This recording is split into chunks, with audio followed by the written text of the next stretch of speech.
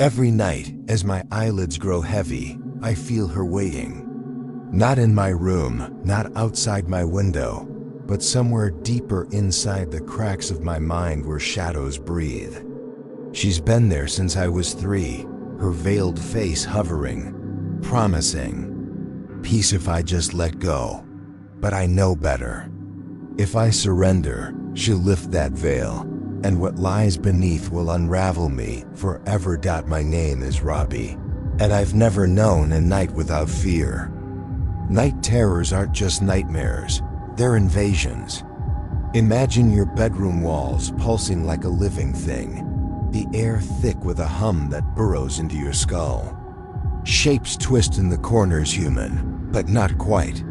Sounds sharp and jagged, slice through your ears until you're gasping, drowning in your own sweat. That's my reality. It started when I was a toddler, barely able to string sentences together. I'd wake screaming, my tiny hands clawing at the air. Convinced shadowy figures stood over my bed, chanting words I couldn't understand. My parents would rush in, their faces pale, whispering, "It's just a dream, Robbie. Nothing's there." But I saw the fear in their eyes, the way they glanced at the corners of my room, as if they sensed her too. She was always there, even then. A woman in a Victorian widow's dress, her face hidden behind a thick black veil. 2 tall, hooded figures flanked her, silent as stone, their presence heavy, like they were guarding something unspeakable. I called her the widow, though she never spoke her name. Her voice, when it came, was a low, syrupy hum, promising things I was too young to grasp. "You're special, Robbie," she'd say, her words curling around my thoughts like smoke. "Just listen, and I'll show you." I'd wake with my heart hammering, my throat raw from screams I didn't remember making. My mother would hold me, but her touch felt distant, as if she knew something I didn't. By the time I was a teenager, I'd learned to bury the terror. The widow came less often, her visits sporadic but no less vivid. I'd see her in dreams, standing in grayscale rooms, her veiled face tilted toward me. The hooded figures lingered in the background, their robes swaying as if caught in a wind I couldn't feel. I told myself it was just my imagination, fueled by too many horror movies and Halloween decorations. But the dreams left marks, headaches that lingered for hours, a bone-deep exhaustion that no amount of sleep could cure. My mother's advice was always the same: ignore it, Robbie, will it away. So I did. I pushed through school, dated, laughed, pretended I was normal. But normal people don't wake up vomiting from fear. Normal people don't see shapes in their bedroom shadows, whispering their name. In my 20s, the terrors returned with a vengeance. I was living alone, a small apartment with creaking floors and windows that rattled in the wind. The widow was no longer a distant memory. She was relentless. Every night, I'd fight to stay awake, dreading the moment my eyes would close, and she'd be there, closer than before. Her voice grew sharper, her promises darker. "You can't run forever, Robbie. Let me in." The hooded figures were no longer silent. Their whispers joined hers, a chorus of murmurs that echoed even after I woke. I started keeping a journal, desperate to make sense of it. I thought if I could pin her to paper, she'd lose her power. I was wrong. The journal became my anchor, a lifeline to sanity. Each entry was a battle, a record of the nights she tried to break me. I'd write until my hands shook, detailing every image, every sound, every sensation. The headaches grew worse, splitting my skull like an axe. Painkillers barely dulled the edge. I stopped going out, stopped answering calls. My world shrank to my apartment, my journal, and the endless fight to stay awake. But she was patient. She always had been. And as Halloween approached, her presence grew stronger, her veiled face appearing not just in dreams, but in the corners of my vision, behind the bathroom mirror, in the reflection of a spoon at the edge of my bed. You feel her now, don't you? That prickle on your neck, the sense that something's watching. Keep reading, Robbie. Let me show you what she showed me. My childhood memories are a patchwork of fear.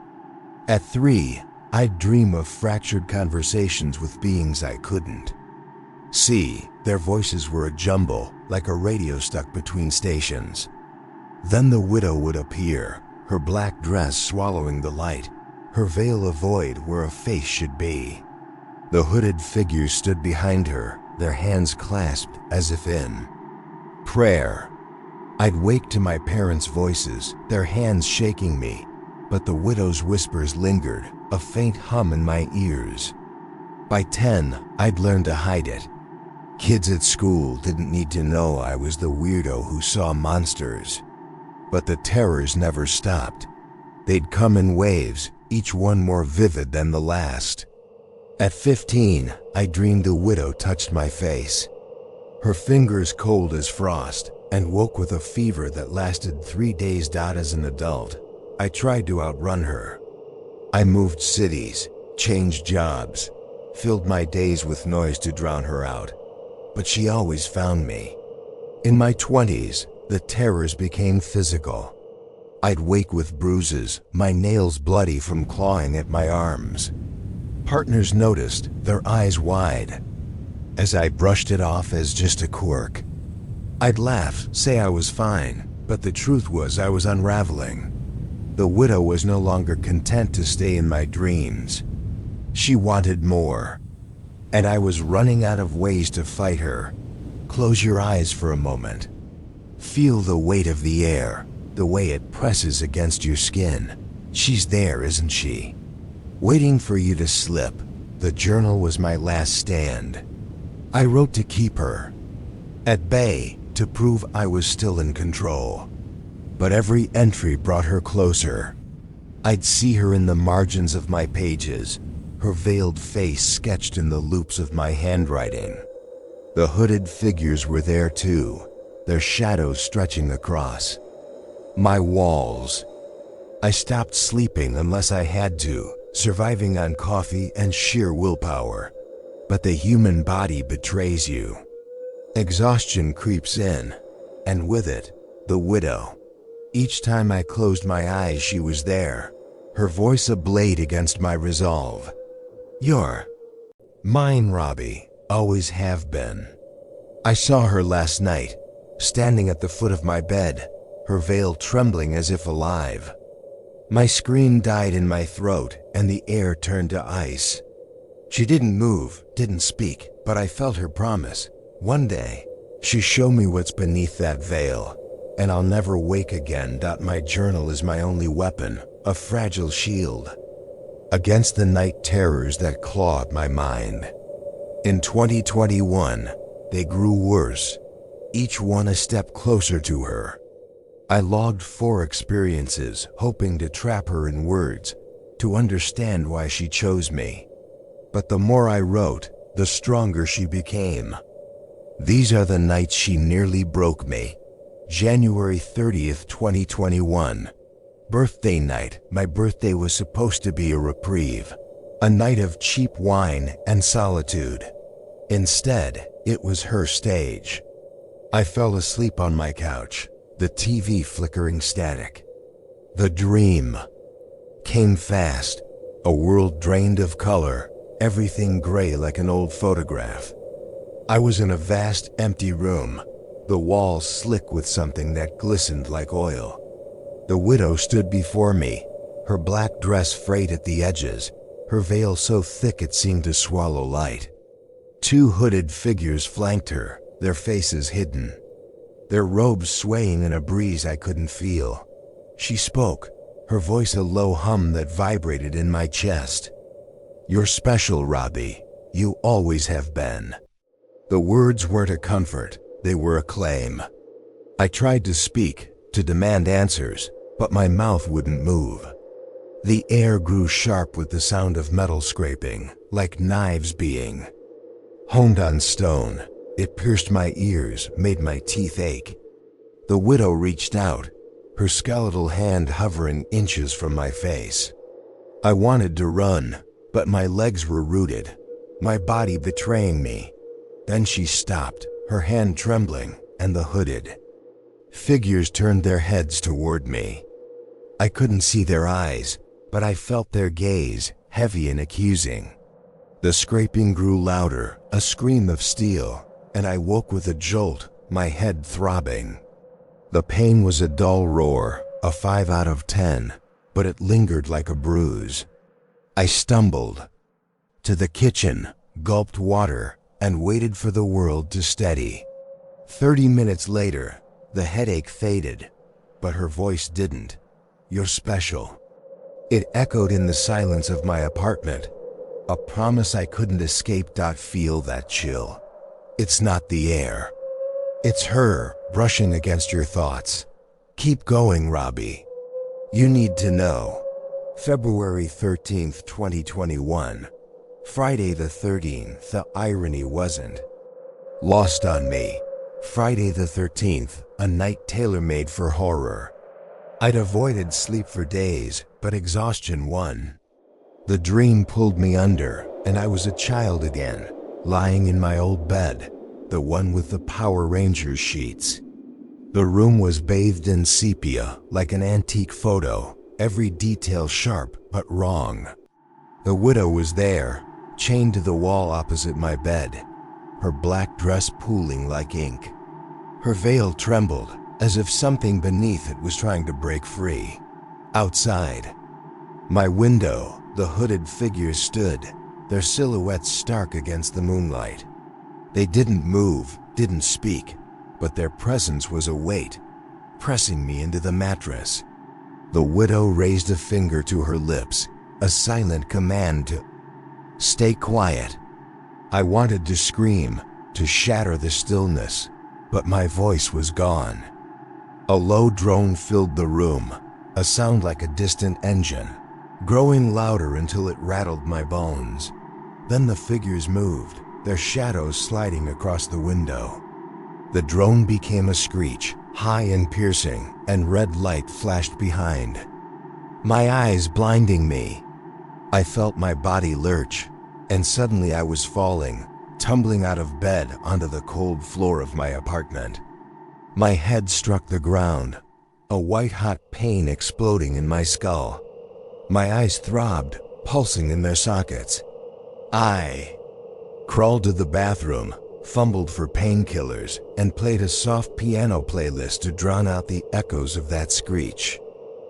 It took 45 minutes to calm down, and even then, I couldn't sleep in my room. The windows felt alive watching me. I moved to the guest room, curled up under a blanket, and prayed for dawn. "You're still here, aren't you? Good. Don't. Look at the shadows. They're listening." March 30th, 2021. The conversation I thought the gap between terrors meant I was safe. I was wrong. This one hit without warning, pulling me into my childhood home. I was my adult self, standing in the living room, but everything was wrong. The air was stale, thick with dust, as if no one had lived there for decades. The furniture was faded, the colors muted. I couldn't control my body, it moved on its own, driven by an urge I didn't understand. My feet carried me upstairs, to the parlor room where I used to play. I pressed my ear to the door, and voices leaked through, low and urgent.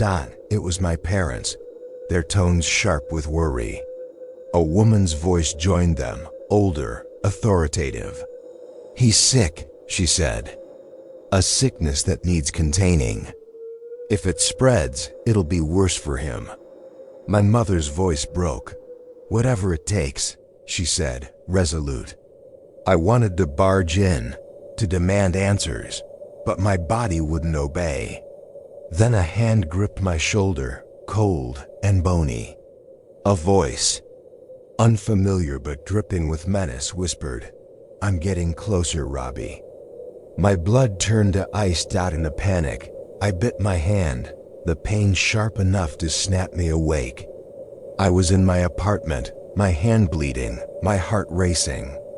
I bandaged it, swallowed painkillers, and sat in the dark, the sensation of that hand lingering.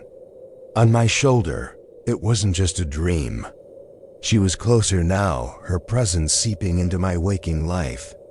I saw her in the flicker of my TV screen, in the shadow of my coffee mug. The journal wasn't enough anymore. She was winning. Don't stop. Now you're so close to understanding. Or is it her understanding you? October 11th, 2021. The blur. By October, I was a ghost in my own life. Sleep was a battlefield, every moment of rest a surrender to her. The line between dream and reality dissolved. I'd wake in my bed, sure I was safe, only to see her standing in the corner, her veil trembling. I'd blink and she'd be gone, but the air would stay heavy, charged with her presence. The journal was my only tether, but even that was failing. I wrote to stay sane, but the words felt like hers, not mine. This terror was different. I dreamed of a fractured world, colors bleeding into each other, shapes twisting like smoke. The widow was there, her voice a command. "Listen to me, Robbie, or I'll lift the veil." I tried to focus on her, to understand, but the world shifted, pulling my attention to the hooded figures, to the walls that pulsed like a heartbeat. She was everywhere, behind me, beside me, inside me. I saw her in mirrors, her veiled face, replacing my reflection. I saw her in the shadows of my furniture, her dress blending with the dark. I woke with a scream, my head splitting open. No painkillers touched it. I ordered stronger ones, praying they'd dull the agony, but the weight was torture. I saw her in every corner, every reflection. She was no longer content to wait for sleep. She wanted me awake, broken, hers. And I was running out of ways to fight. Last night, she sat on my chest, her weight crushing my lungs, her veil inches from my face. I couldn't move, couldn't scream, as she whispered my name. Her hands reached for the veil, and I knew if she lifted it, I'd never come back. By October 28, 2021, I was barely human, surviving on caffeine and fear. My journal was a scream in the dark, a record of her invasion. But that night, she crossed a line, and I don't know if I can come back. The dream began in darkness, but not my own. I was under the floorboards of my childhood home, my body compacted, unable to move. A sliver of light pierced the boards above, illuminating dust motes that danced like ghosts. Voices drifted down. My parents, their tones heavy with despair. "He's violent when he wakes," my father said, his voice breaking. "He says there's someone chained to the wall, that it's stronger near Halloween." My mother sobbed, her words muffled. An older woman's voice cut through, calm but cold. "You did as I advised, told him it's not real. Keep him focused, or it'll take him." I wanted to scream, to tell them I was here, but my body was a cage. The air grew thick, the smell of rot filling my nose. She was there, behind me, her breath hot and rancid. The widow's hands gripped my neck, her fingers digging into my skin. "You're mine, Robbie," she whispered, her voice a blade. The world shifted, and I was in my childhood bedroom, a 3-year-old version of myself asleep in Power Rangers pajamas. The room was dark, the air heavy with silence. Then I saw them. 2 hooded figures, one on each side of my bed, staring down at the sleeping me. Their robes shimmered, as if woven from shadow. "Is this what must be done?" The left one asked, her voice trembling. The right one nodded, raising a knife. I recognized her then, my mother, her blonde hair spilling from the hood, her eyes filled with sorrow. My father stood across from her, his hood up, his hands steady. "Whatever it takes," he said, and the knife gleamed. The vision blurred, my head splitting with pain. I woke in my apartment, but my body wouldn't move. Sleep paralysis locked me in place, my eyes darting wildly. Shape shifted in the corners. Bulbous eyes staring from sockets I couldn't make out. The bedroom door opened, and she came. The widow, taller than I remembered, her stomach concave, her dress frayed to threads. The smell of rot choked me as she rose beside my bed, her veil trembling. "You're special, Robbie," she said, her voice a chorus of whispers. "Always have been."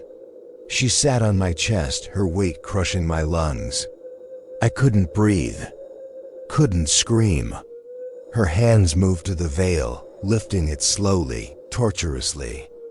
Rotted flesh appeared, weeping wounds dripping black. Her lower jaw was a ruin, but her lips curled into a grin, sickening and wrong.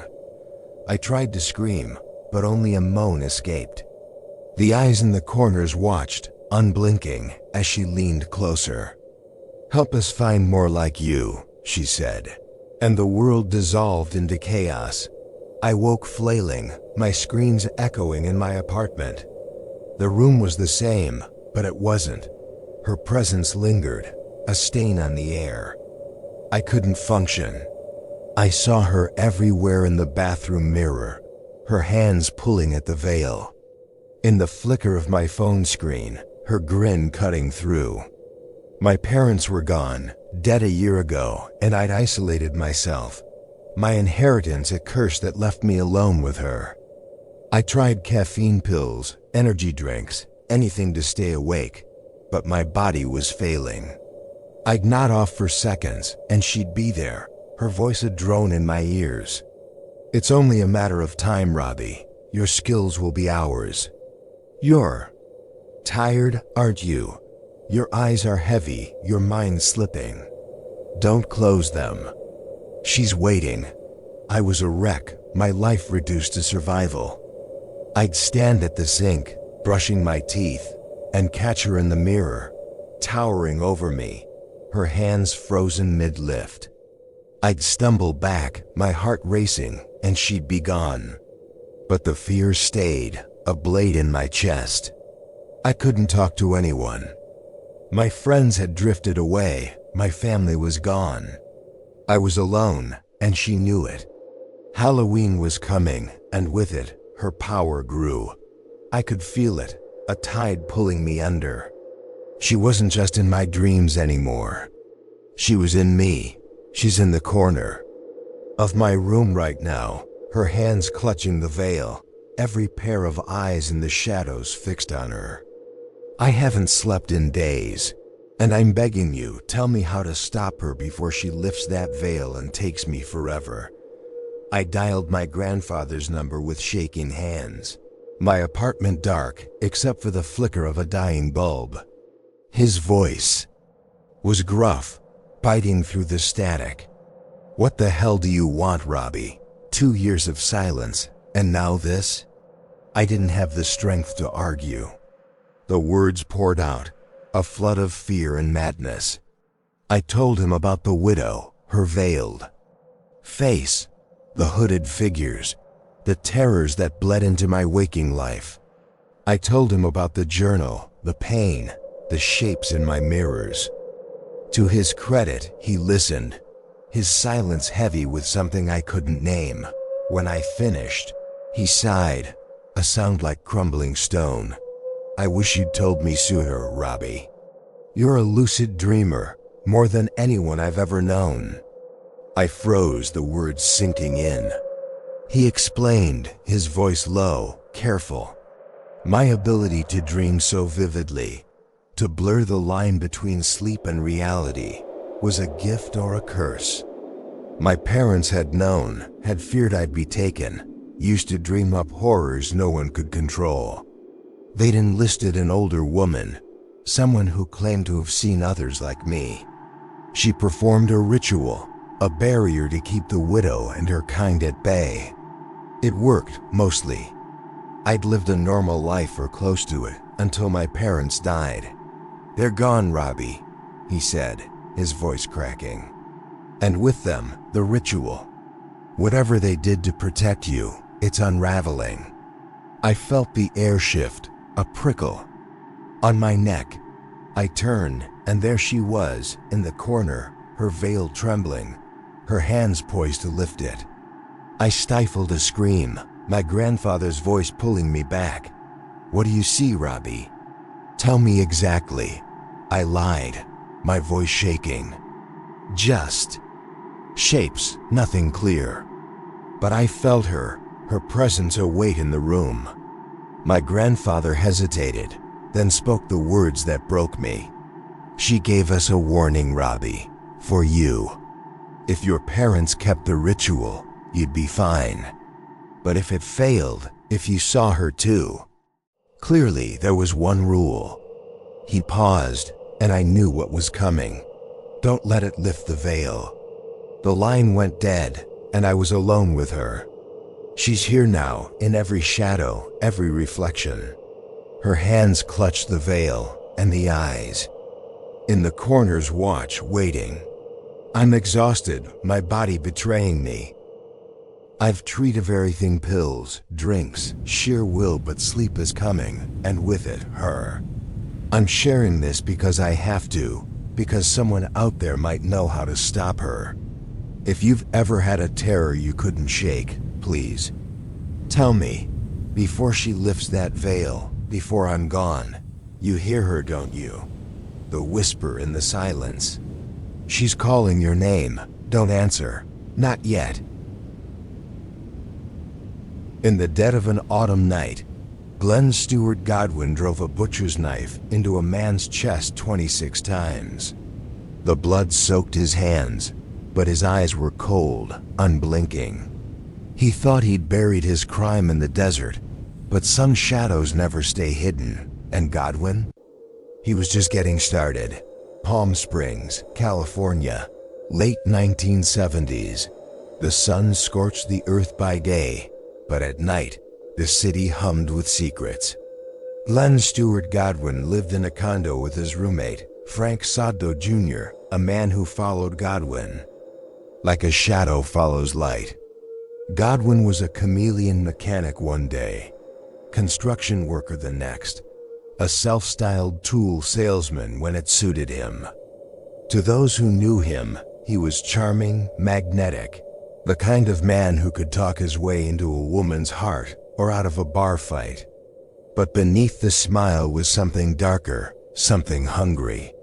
His friends called him vain, obsessed with his looks, his clothes, his image. They didn't know how deep that vanity ran, how it fueled a mind that saw the world as a game he could win. By 1980, Godwin's charm had worn thin with one man, Kim Robert Lavallee, a former friend turned drug dealer. Lavallee was a mark, a walking payday. Godwin and Soddo knew he carried cash, the kind of money that could change a man's life. They hatched a plan, simple but brutal. Invite Lavallee to their condo under the guise of a drug deal. Take what he had. Leave no trace. It was a plan born in greed, sealed in blood. The night was warm, the air thick with the scent of desert dust. Lavallee arrived at the condo, his guard down, expecting a quick transaction. Godwin greeted him with a smile, his voice smooth as silk. "Good to see you, man. Come on in." Lavallee stepped inside, and the door closed behind him. That's when the mask fell. Soddo grabbed Lavallee, pinning his arms, while Godwin's fists flew. The room filled with the sound of flesh meeting flesh, Lavallee's grunts turning to pleas. But Godwin wasn't listening. His eyes were locked on his target, his mind already steps ahead. Lavallee fought, but he was no match. When punches weren't enough, Godwin grabbed a butcher's knife from the kitchen counter. The blade was heavy, its serrated edge glinting under the fluorescent light. He drove it into Lavallee's chest once, twice, 26 times. Blood sprayed, pooling on the floor, staining Godwin's hands. Lavallee's body went limp, his eyes wide with shock, but Godwin didn't stop. Each stab was deliberate, a release of something buried deep. Saddo watched, frozen, his hands trembling as he held the dying man. They had to move fast. The condo was a crime scene, the body a problem. Godwin was calm, methodical. He and Saddo loaded Lavallee's corpse into his own truck, the blood soaking through the tarp they'd wrapped him in. They drove into the Eagle Mountains, the desert stretching endless and black around them. Godwin had a plan to erase Lavallee homemade explosives, a mix of fuel oil, nitrogen fertilizer, and dynamite.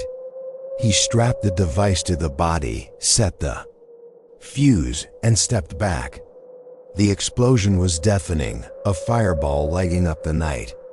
The truck burned, but the knife wounds remained, carved into Lavallee's flesh like a signature. You're picturing it now, aren't you? The blood, the blade, the desert swallowing a man's life. Keep watching. Godwin's story doesn't end here. August 3, 1980. A hiker stumbled across the wreckage in Riverside County. The truck a charred husk, Lavallee's remains barely recognizable. The police were called, their boots crunching on the desert sand as they surveyed the scene. The autopsy was grim. The pathologist noted the knife wounds, the serrated edge that tore through muscle and bone. This wasn't an accident. It was murder, deliberate and savage. The investigation moved quickly. Lavallee was last seen with Godwin and Saddo, and the condo was a treasure trove of evidence: bloodstains, a discarded rag, a neighbor who'd heard shouts. The police brought them in, their questions sharp and unrelenting. Saddo cracked first, his voice shaking as he spilled the truth. Godwin, he said, was the mastermind, the one who planned it, the one who wielded the knife. He's the most dangerous man I've ever met, Saddo told the detectives, his eyes darting to the door as if Godwin might walk through it. Godwin sat across from them, his face a mask of calm. He denied everything, his voice steady, his lies polished. But the evidence was overwhelming: blood on his clothes, fingerprints on the knife, Saddo's testimony. The trial in 1982 was a formality. The prosecution painted Godwin as a predator, a man who killed for profit and pleasure. Saddo, in exchange for a reduced sentence, took the stand, his words damning. The jury didn't deliberate long. Godwin was convicted of first-degree murder, sentenced to 26 years to life. As the gavel fell, he didn't flinch. His eyes scanned the courtroom, already planning his next move. Feel that chill? It's not the desert night. It's Godwin, watching, waiting. His story's just beginning. Prison was supposed to be the end of Glenn Stewart Godwin. It wasn't. Behind bars, he was a ghost, slipping through the cracks of the system. At Soledad Prison, he was charming, manipulative, winning over guards and inmates alike. He struck up a correspondence with Shelley Rose, a woman drawn to his charisma. She visited him, her eyes bright with devotion, and they married in 1985. A union forged in defiance of the bars between them. But Godwin's mind was elsewhere, always on escape. His first attempt came early, a clumsy bid that landed him in Folsom Prison, a maximum security fortress where men like him were meant to rot. Folsom was a labyrinth of steel and stone, its guards trained to spot men like Godwin, but he was different. He saw weaknesses where others saw walls. He studied the routines, the gaps, the moments when eyes turned away. And he wasn't alone. Shelley was his lifeline, her loyalty a weapon he wielded with precision. Lawrence Carlick, a former cellmate from DVI, was his accomplice, a man who owed Godwin more than he could repay. The American River carried Glenn Stewart Godwin to freedom, his raft a speck in the night. He'd outsmarted Folsom, left the law, grasping at air. But freedom for a man like Godwin isn't peace, it's a new battlefield. And he was already planning his next war. Glenn Stewart Godwin was no ordinary fugitive. He was a predator, a man who thrived on the edge, his mind a labyrinth of schemes and survival. June 5, 1987, marked his escape from Folsom Prison, a feat that echoed the fictional Andy Dufresne in The Shawshank Redemption. But Godwin's story was no Hollywood tale. It was raw, brutal, and far from over. The police knew he had helped Shelley, his devoted wife, and Lawrence Carlick, his loyal accomplice. Warrants were issued, but Godwin was a ghost, slipping through the cracks of the world. He headed south to Mexico, where the sun was hotter, the law looser, and the drug trade a river of cash. Guadalajara was his new home, a city pulsing with danger and opportunity. Godwin blended in, his charm a weapon as sharp as the knife he'd once wielded.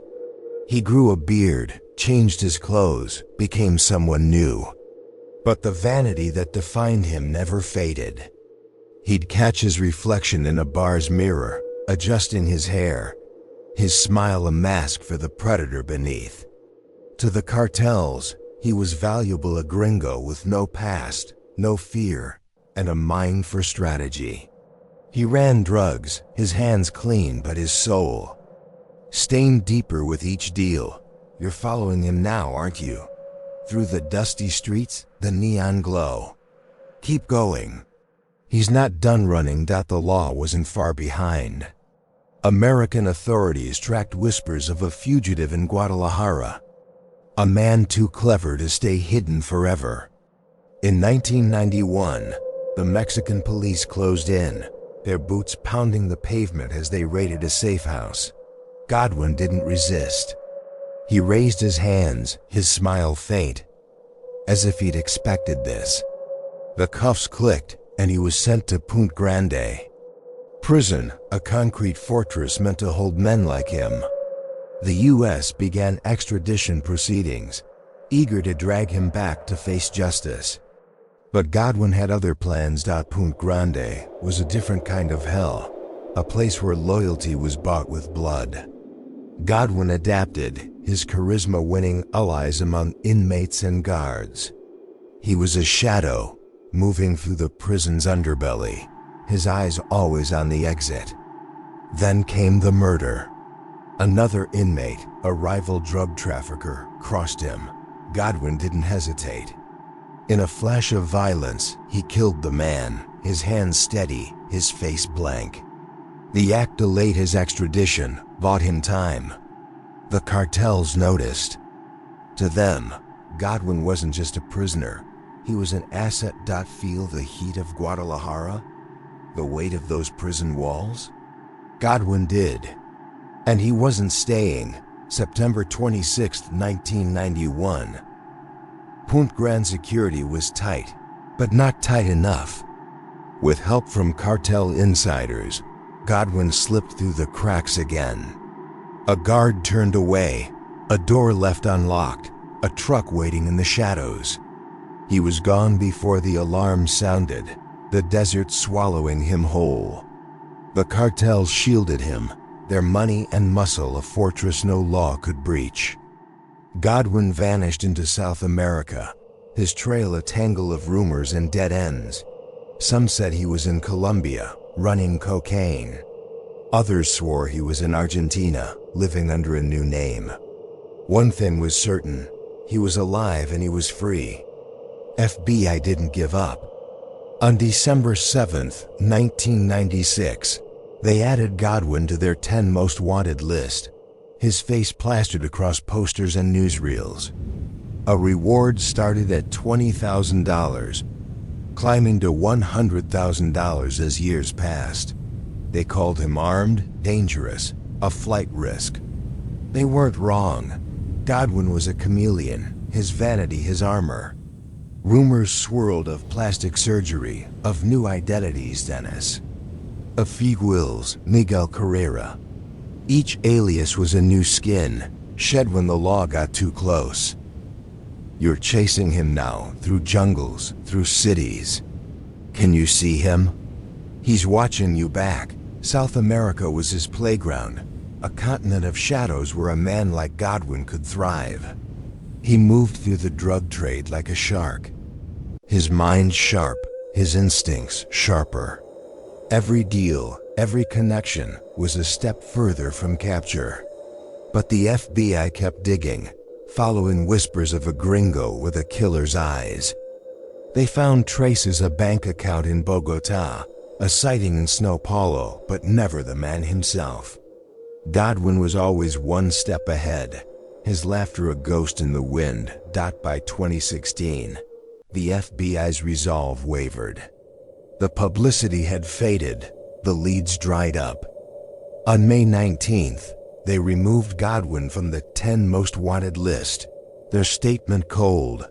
The payoff from the publicity has diminished over time, but they didn't stop looking.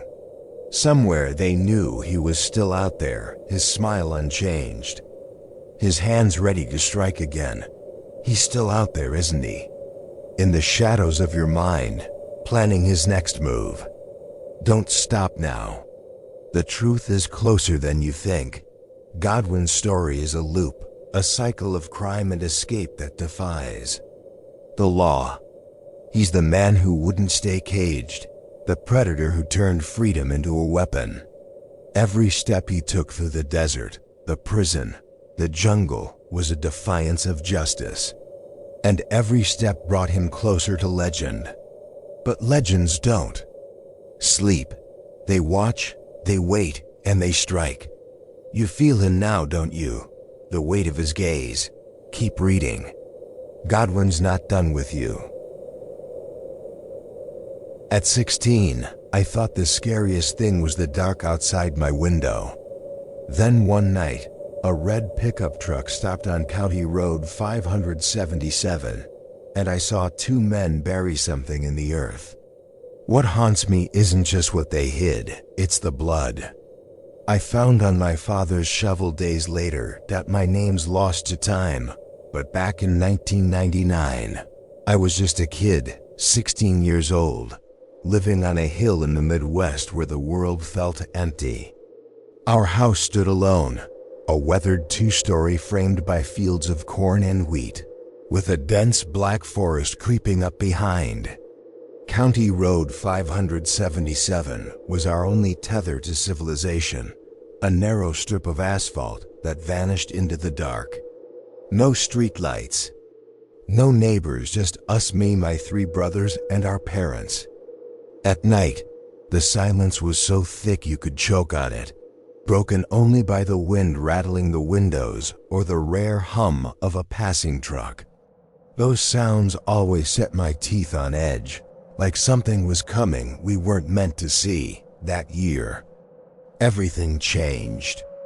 My parents, simple farmers, scraped together enough to buy a computer, a Dell, maybe, or a Gateway, running Windows 95. It was a miracle in our little world. The screen glowed like a portal, and when we got dial-up internet, it was like the universe opened up. My brothers and I fought over it, typing nonsense stories, playing pixelated games, drawing in MS Paint. I'd make banners, giant letters, spelling out Broncos for the Super Bowl, each one draining our printer's ink. It was joy, pure and simple, a light in the loneliness of our hill. But the internet brought something else. I'd stay up late, surfing the web, chasing horror stories and urban legends. The glow of the monitor lit our living room, where my dad had built a desk with shelves for the tower and a sliding glass door beside it. Outside, the dark was absolute, a void that swallowed everything. I'd glance at that glass, my reflection staring back, and feel a prickle on my neck, like the night was watching. Our nearest neighbor was 2 miles away, but it might as well have been 100. Out here, you were alone with your thoughts and whatever else lingered in the shadows. You feel it now, don't you? That weight in the air, the sense that something's waiting. Keep reading. The night's not done with me yet. I was a nervous kid, always had been. The woods behind our house were forbidden after dark, their branches like claws against the sky. My dad said it was for safety coyotes, uneven ground, but I sensed it was more. He'd get this look, tight-lipped and distant, when we asked about the forest. My mom was the same, her eyes darting to the windows at night, like she expected to see something pressed against the glass. I'd lie in bed, listening to the house settle, convincing myself the shadows in my room were just shadows. But out here, where the world ended at our doorstep, it was easy to believe in monsters. The internet fed that fear.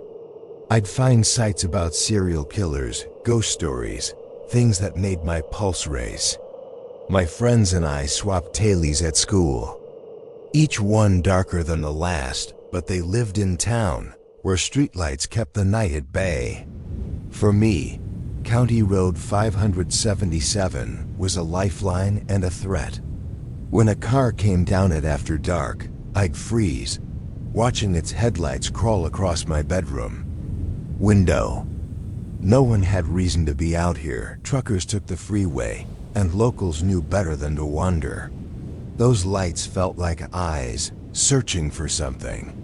For me, close your eyes for a second. Feel the quiet, the way it presses against you. That's what my nights were like. And then it got worse. The computer was my escape, my rebellion against the dark. I'd sit at that desk, the dial-up tone screeching like a banshee, and lose myself in chat rooms or flash games. My dad's sliding glass door was a mirror at night, reflecting the room but never the world outside. I'd avoid looking at it, afraid I'd see something move that shouldn't. My brothers teased me, called me jumpy, but they didn't stay up like I did. They didn't know how the house changed after midnight, how the air grew heavy, how every sound felt like a warning. October 1999 was cold, the kind of chill that seeped into your bones. Halloween was close, and the fields were bare, their stalks brittle and gray. I was up late, probably playing a game or reading about some urban legend, when I heard it, a low rumble, distant but growing. A vehicle coming down County Road 577. My stomach twisted. I glanced at the clock, 1 a.m. maybe. No one should be out here. I told myself it'd pass, like always, but the sound grew louder, closer, until it was right outside our house. That night, the red pickup truck stopped, and I saw them, 2 men, one a giant, one a coward, digging a grave under the moonlight. The sat they buried wasn't just a secret. It was a curse, and it followed me into my father's barn. The sound was wrong, a grinding screech like metal on asphalt. I peeked through the sliding glass door, my heart pounding. A red pickup truck, Ford Ranger, maybe had skidded off the road, its taillights glowing like eyes in the dark. It was 100 yards away, close enough to see but far enough to feel safe. I flicked off the living room light. The monitors hummed, the only sound left. I crouched by the window, my breath fogging the glass, and watched. 2 men climbed out. The driver was huge, his plaid shirt stretched tight over broad shoulders, a puffy vest making him look like a bear. His movements were sharp, angry, like he owned the night. The passenger was smaller, thinner, his shoulders hunched as if he wanted to disappear. The driver yanked open the passenger door, grabbed the smaller man by the collar, and threw him to the ground. I flinched, my hands gripping the window frame. The big man moved to the truck's bed, tossing the tailgate down with a force that echoed in the quiet. He pulled out a shovel and hurled it at the smaller man, who fumbled it, the handle smacking his hands. You see them now, don't you? The big man's shadow, the smaller one's fear. Keep watching. They're not done. The passenger looked up, his face pale under the moonlight, eyes wide like a trapped animal. He was begging, his hands waving, but the big man didn't care. He grabbed a burlap sack from the truck bed, heavy, sagging in the middle, and tossed it to the ground. The smaller man caught it, stumbling under its weight. His expression broke, tears glinting on his cheeks, snot running down his nose. He shook his head, pleading, but the big man pointed at the ground, his arm rigid. Dig, he seemed to say, though I couldn't hear the words. The smaller man hesitated, then picked up the shovel, his hands shaking as he drove it into the earth. I couldn't move, couldn't breathe. The scene was wrong, a nightmare playing out on my family's land. The smaller man dug, dirt piling beside him, his movements frantic but weak. The big man stood over him, arms crossed, his shadow swallowing the smaller one.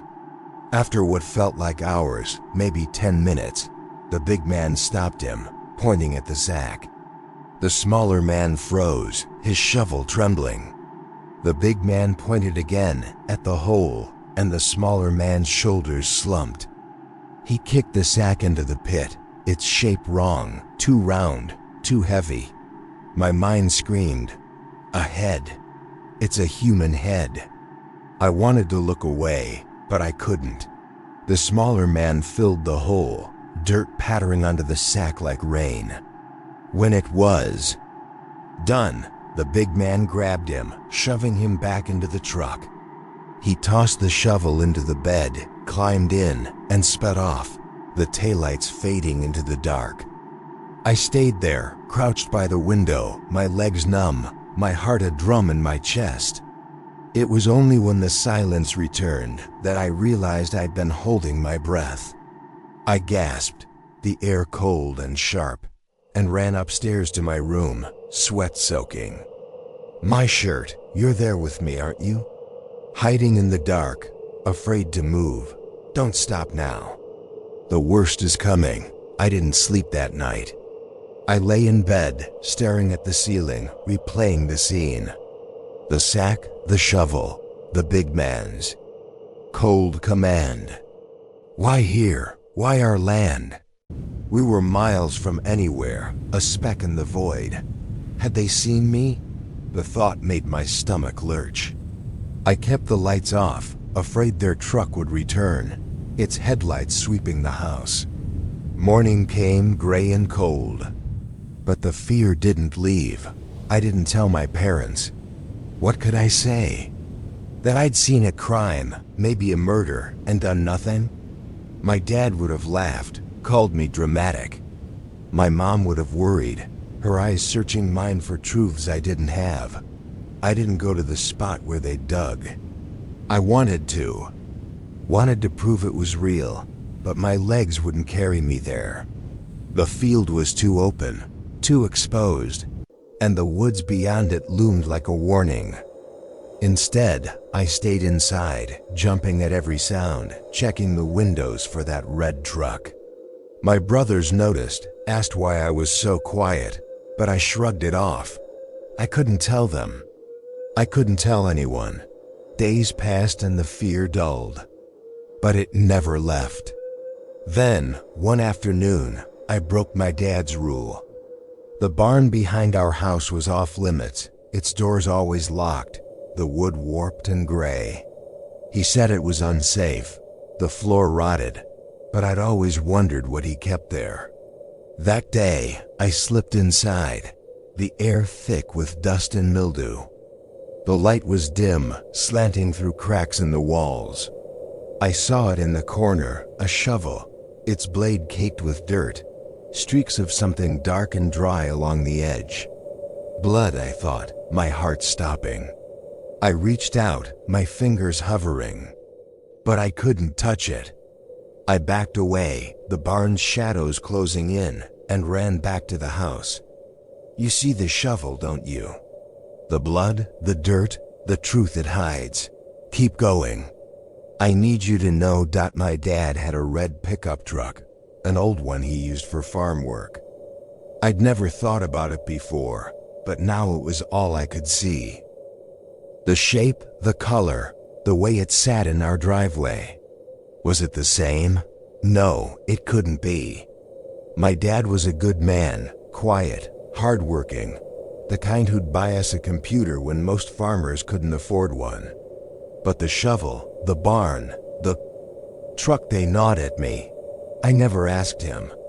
He died years ago, taking his secrets with him. I tell myself it's a coincidence, that the men I saw were strangers, that the sack was something else. But at night, when the world is quiet, I see that hole in the ground, and I wonder what's still buried there. You're wondering too, aren't you? What's in that sack, who those men were. Don't look away. The truth is out there waiting. She sits across from me, her eyes like frozen lakes, her white gown glowing in the firelight. Delilah, my love, my tormentor. I speak to her, but she never answers, her silence a blade in my heart. Tonight, on Christmas Eve, I know she's not just a woman, she's something older, hungrier, and she's already claimed my soul. My name is Arthur, and I live in a world of frost and shadows. It's Christmas Eve, and my small den is warm, the hearth crackling with oak logs, the air heavy with the scent of cocoa. Outside, snow falls in a slow, endless dance, blanketing the world in silence. I sit in an armchair, a mug of hot chocolate in my hands, its steam curling like a ghost.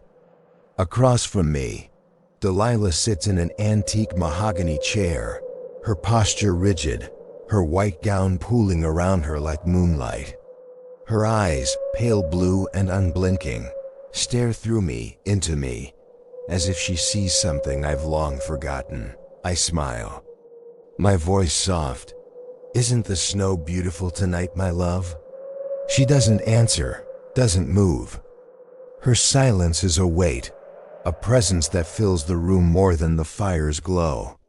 I find it beautiful, this stillness, this refusal to bend. It's one of the many things that drew me to her, her grace, her mystery, the way she seems to exist. Outside time. Her gown, simple yet radiant, reminds me of paintings of the Virgin Mary, pure and untouchable. But there's something else in her gaze, something that makes my skin prickle, my heart stutter. She's not just Delilah. She's something more, something I can't name. The grandfather clock ticks, its pendulum a heartbeat in the quiet. 11:30. P.M. I sip my cocoa, the warmth sliding down my throat, but it doesn't touch the cold inside me. It's been there for weeks, a chill that no fire, no blanket, no drink can banish. It started with her, with that first night under the street lamp. And now it's part of me, a frost that's claimed my bones. Not much longer now, my sweet Delilah, I whisper, my voice trembling. I don't know what I mean, but the words feel right, like a prayer to something ancient. You feel it, don't you? The cold creeping up your spine, the weight of her. Gaze. Keep reading, Arthur. She's watching you too. I stoke the fire, the flames leaping higher, casting shadows that dance across Delilah's face. Her eyes catch the light, glinting like ice, and for a moment, I think I see a smile, faint and cruel. I shake my head, blaming the cocoa, the late hour, the snow. She's my love, my muse, the warmth of my heart. That's what I tell myself. What I've told myself since that night a month ago, when I first saw her under the gaslit lamp, her crimson hair braided, her voice like a song. But the truth is heavier, darker, and it's clawing its way to the surface. I pour more cocoa, the kettle's steam mingling with the chill in the air. Why don't you have a mug, my love? I ask, half expecting an answer. Silence, always silence. I chuckle, the sound hollow, and set the kettle down. The fire's heat is fading, the room growing colder despite the blaze. I glance at Delilah, her face unchanged, her eyes fixed on some distant point. I want to touch her, to feel the warmth of her hand, but something stops me, a fear, deep and primal, that her skin will be as cold as the snow outside. The clock chimes, a low, mournful note. 11:40 p.m. I fumble in my shirt pocket, pulling out a wilted sprig of mistletoe. It's the same one she held that night. Its leaves brittle now, its berries pale. I hold it up, my hand shaking, and feel the weight of that moment. The lamp, the snow, her lips against mine. Soon, Delilah, I say, my voice barely a breath. It'll all be over soon, but what will end? Her silence? My cold? Or something worse? Something I've invited into my life? Close your eyes, just for a moment. Feel the chill, the quiet, the sense that something's wrong. She's there, isn't she? Waiting. I place the mistletoe back in my pocket and walk to the phonograph by the window. The snow outside is thicker now, a curtain of white that hides the world. I select a record, its label faded, and set the needle on the third track. A haunting melody fills the room, slow and mournful, like a waltz for ghosts. I don't know the composer, the title, but it's her song, the one that plays in my dreams. Would you care to dance, my love? I ask, turning to Delilah. Her eyes don't move, but I feel her presence, heavy and expectant. I take her hand, cold and soft, and lift her from the chair. She's light, too light, her body yielding but stiff. I hold her close, her gown brushing my skin, and we shuffle across the room, the music wrapping us in its mournful embrace. Her eyes are locked on mine, those pale blue pools pulling me in, drowning me. You're beautiful, Delilah, I say, my voice breaking, but the words feel wrong, like I'm speaking to a void. The cold inside me deepens, a knife in my chest. And I see it again, that faint, cruel smile. Her kiss was fire, but it left me frozen, my heart a prisoner in her pale blue eyes. Delilah wasn't just a woman, she was a shadow, a hunger, and every night she came closer, her face rotting, her voice promising I'd never escape. The night I met her was ordinary, or so I thought. I was trudging home from the market, the snow deep, the air biting my face. The gaslit lamps were sparse, their glow barely cutting through the dark. I saw her from a distance, a figure in white under a lamp, her crimson hair aflame against the snow. She was hanging a sprig of mistletoe, her movements slow, deliberate, like a ritual. I should have kept walking, but her presence pulled me, a tide I couldn't fight. "Hello there," I said, my voice a stranger's. She turned, her eyes pale blue, like stars drowned in ice. Her smile was soft, sly, a secret shared between us. Is it not a tad early for these? I asked, gesturing at the mistletoe. Her laugh was a song, low and warm, curling around my heart. The heart doesn't lie, Arthur. And my heart says the time is just right. I was lost, her voice a spell, her eyes a cage. She handed me the mistletoe, her fingers cold against mine, and I hung it, my hands trembling under her gaze. "You know what they say," she whispered, her breath warm on my cheek. "The mistletoe is deadly if you eat it, but the kiss is deadlier if you mean it." I laughed, nervous, but her eyes held me, and I leaned down, her hand on my chest, her lips meeting mine. It was fire, it was light, it was a door slamming shut. The world vanished, the cold, the snow, the night all gone, replaced by her warmth, her promise. She pulled away, her smile lingering, and said, "I'll be waiting for you, love." Then she was gone, the snow closing around her, and I stood alone, shivering, her voice echoing in my skull. "You feel it now, don't you?" Her lips, her eyes, the moment you lost yourself. "Keep reading. She's waiting for you too." That night, I didn't sleep. Her face was everywhere behind my eyelids, in the shadows of my room, in the frost on my window. "Kiss me, Arthur. Kiss me 'neath the mistletoe." The cold came with her, a frost that settled in my chest, my bones, my soul. I tried to shake it, to bury her in work, but she was relentless. I saw her again a week later, under the same lamp, the mistletoe still hanging, her gown white, her eyes brighter, hungrier. "I knew you'd come," she said, her voice silk and steel. I froze, my heart racing, but I couldn't resist. She touched my chest, her fingers ice, and kissed me again, the warmth flooding me, then vanishing, leaving me colder than before. Each kiss was a theft, a piece of me taken. I dreamed of her, her face radiant at first, her gown glowing, her smile a beacon. But the dreams changed. Her skin grew pale, her eyes dull, her lips cracking, her face rotting. She'd lean close, her breath rancid, and whisper, "You're mine, Arthur, forever." I'd wake gasping, my body ice, my heart pounding. No fire, no blanket, no scalding tea could warm me. The cold was her, inside me, growing stronger with each night. Close your eyes. Feel the frost, the weight of her voice. She's there, isn't she? Pulling you in. I tried to fight it. I avoided the lamp, the street, the snow.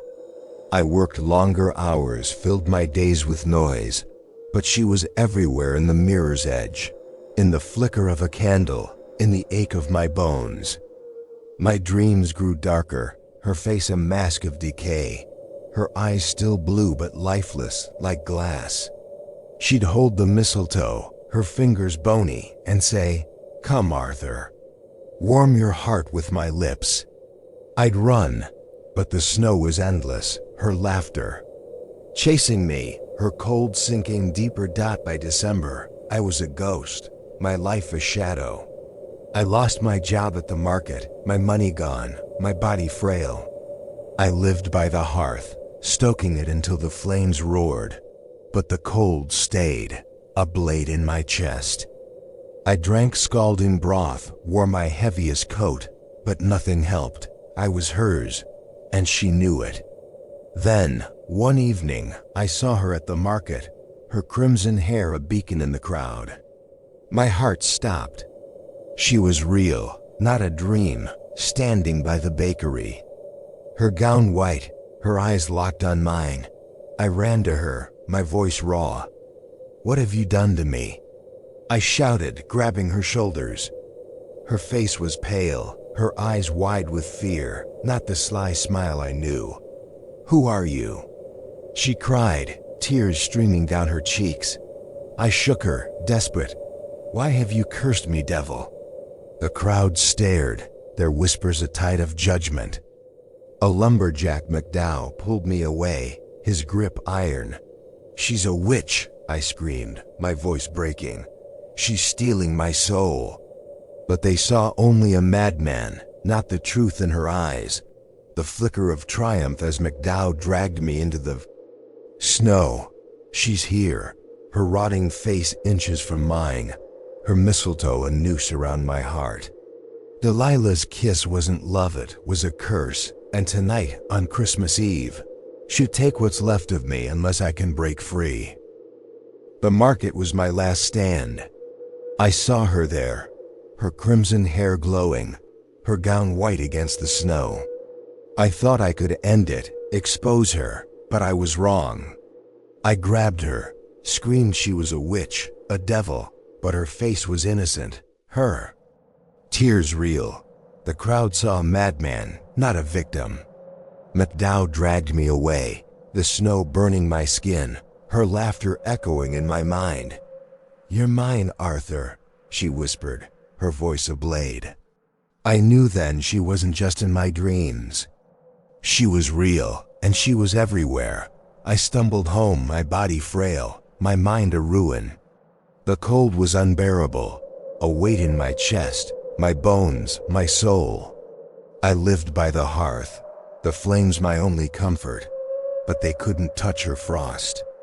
My dreams were hers now, each one darker, her face rotting, her eyes glowing, her voice a command. "Come, Arthur. Warm your heart with my lips." I'd wake gasping, my body ice, my heart racing. She was closer, her presence a stain on the air. Her mistletoe a chain I couldn't break. You see her now, don't you? Her rotting smile, her cold touch. Keep reading. She's waiting for you, 2. Christmas Eve dawn gray, the snow relentless. I stayed inside, the den my fortress, the fire my shield. Delilah sat in her chair, her silence a taunt, her eyes a mirror of my fear. I tried to pray, to beg for salvation, but the words were ash, my faith gone. She'd taken it, along with my warmth, my hope, my life. The clock ticked, each chime a step closer to midnight to her. I held the mistletoe, its leaves crumbling, its berries like eyes watching me. "What do you want from me?" I whispered, but her silence was my answer. The dreams came even when I was awake, her face flickering in the firelight, her voice in the wind. I saw that first night again, the lamp, the snow, her lips. But now I saw the truth. Her smile wasn't love, it was hunger. Her kiss wasn't warmth, it was theft. She wasn't a woman, but something older, something that fed on hearts, on souls. I saw her in the market, her face shifting from innocent to cruel, her eyes laughing as I screamed. I saw her in my dreams, her skin peeling, her bones showing, her voice a rasp. "You can't deny me, Arthur.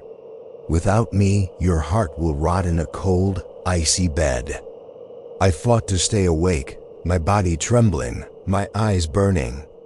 But sleep came, and with it, her.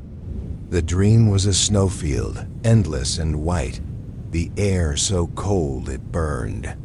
She stood in the distance, her gown tattered, her hair a tangle of crimson. "Come, Arthur," she called, her voice a song, a threat. I ran, but the snow was deep, my legs heavy, my heart a stone. She was closer now, her face rotting, her eyes glowing, her mistletoe raised like a scepter.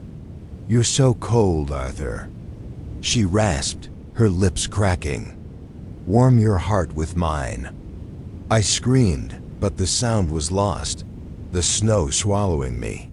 She was on me, her hands bony, her breath rancid, her lips inches from mine. The mistletoe hung above us, its berries dripping red, like blood. "I'll be waiting, love," she whispered, and I woke, my body ice, my soul fraying. The den was dark, the fire dead, Delilah's eyes glowing in the shadows. The clock struck midnight, and I knew it was time. You feel her, don't you? Her breath, her hunger, her promise. Don't stop now. She's almost here. I stood my legs, weak, and faced her. "What are you?" I asked, my voice raw. Her eyes didn't move, but I felt her smile, cold and cruel.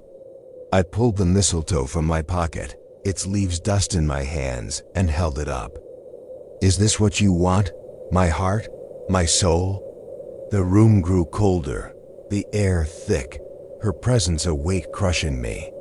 I stepped closer, my heart pounding, and saw her face wasn't hers anymore.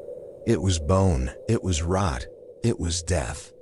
Her eyes were empty, but they held me, pulling me in, drowning me. I dropped the mistletoe, my hands shaking, and fell to my knees. "I won't let you have me," I said. But the words were weak, a child's plea. Her silence was my answer, her eyes my judge. The cold was everything now, a sea I couldn't escape. I saw her in my mind, under the lamp in the snow, in my dreams, her lips always waiting, her kiss always taking. I saw the truth, she wasn't Delilah. She was a curse, a hunger, a thing that lived in the shadows of men's hearts. I crawled to the hearth, my hands fumbling for kindling, but the fire was gone, the ashes cold.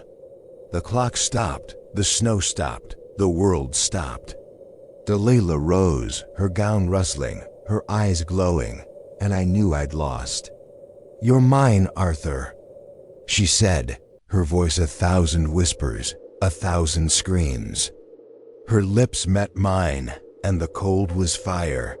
The fire was death, and I was nothing. Nothing, nothing. I woke or thought I did, in the den, the chair empty, the fire dead. The cold was gone, but so was I. My heart was still, my soul a void. Delilah had won, her kiss my end. I sit here now writing this, hoping someone will read it, will know her, will fight her. If you see a woman in white, with crimson hair and pale blue eyes, run. Don't kiss her, don't love her, don't let her in. Because once she has you, you'll never be warm again. She's watching you, isn't she? Her eyes, her smile, her mistletoe. Don't look back, she's waiting. My first day at Blackwood National Park wasn't marked by the joy of pinning my ranger badge to my chest, but by the way the forest seemed to hold its breath as I drove past the entrance sign. The towering pines cast shadows that flickered like whispers across my truck's windshield, their needles brushing the glass with a rhythm that felt too deliberate. I was 26, a kid who'd traded city lights for the endless green of Montana's wilderness. But the moment my boots touched the gravel path, I felt it a pulse beneath the earth, ancient and unyielding, as if the ground itself was sizing me up. This wasn't just a job. This was a vow to a place that didn't trust outsiders. Chief Ranger Davis greeted me with a handshake that could crush stone and a voice like gravel scraped raw. "Anderson, uniform fits. Good. Shadow Wilson for a month. Listen, don't talk." His eyes, gray as the slate cliffs beyond the station, scanned me with a scrutiny that made my skin prickle. I nodded, clutching the park protocol binder he thrust into my hands, its pages heavy with rules I'd soon memorize like scripture. The station itself was a fortress of weathered wood, its sloped roof sagging under the weight of countless winters. Surrounded by pines that leaned in as if eavesdropping. I should have been thrilled, but the air carried a tang of something metallic, like blood left to dry on stone. My first months were a blur of trail maps and wildlife logs, each day sinking me deeper into Blackwood's rhythm. I hiked every path. In my sector, sometimes twice, my boots carving stories into the earth. I learned the creeks that roared after spring rains, the meadows where wildflowers erupted in defiant bursts of color, the dusk hollows where elk gathered like silent sentinels. My notebook became a second skin, filled with details no other ranger bothered to record. The staccato trill of a western tanager, the velvet texture of moss on granite, the way certain slopes seemed to hum underfoot as if the ground held secrets. It wasn't ready to share. By my first autumn, I could navigate the northern sector blindfold at a skill Ranger Wilson tested one crisp morning, leading me half a mile with a bandana over my eyes. "Not bad, Anderson," she said, her voice warm but sharp as she untied the cloth. Most rookies would have begged for their GPS by now. I grinned, brushing dirt from my knees, but her smile held an edge, like she knew something I didn't. Then, I saw the circle. It was late September, the air thick with the scent of pine sap and decaying leaves. When I stumbled across it near Aspen Grove, a perfect ring of ferns, their fronds withered to ash gray, as if scorched by an invisible flame. The circle was precise, 10 feet across, the ground within it barren, untouched by the vibrant green that thrived just inches away. I knelt, my fingers hovering over the soil, expecting the chemical bite of herbicide, but there was nothing. Number, smell, no residue, just an unnatural stillness that made my pulse stutter. "Probably a fungus," Wilson said when I showed her the photos, her tone too casual, her eyes darting to the tree line. "Nature gets weird sometimes." I nodded, but the circle haunted me, its symmetry too deliberate, like a warning carved into the earth. 2 weeks later, it was gone, the ferns reborn, as if the ground had erased its own confession. Other signs followed, small but insistent, like cracks in a dam. One afternoon, the forest fell silent, the bird songs snuffed out, mid-note leaving a void that pressed against my eardrums.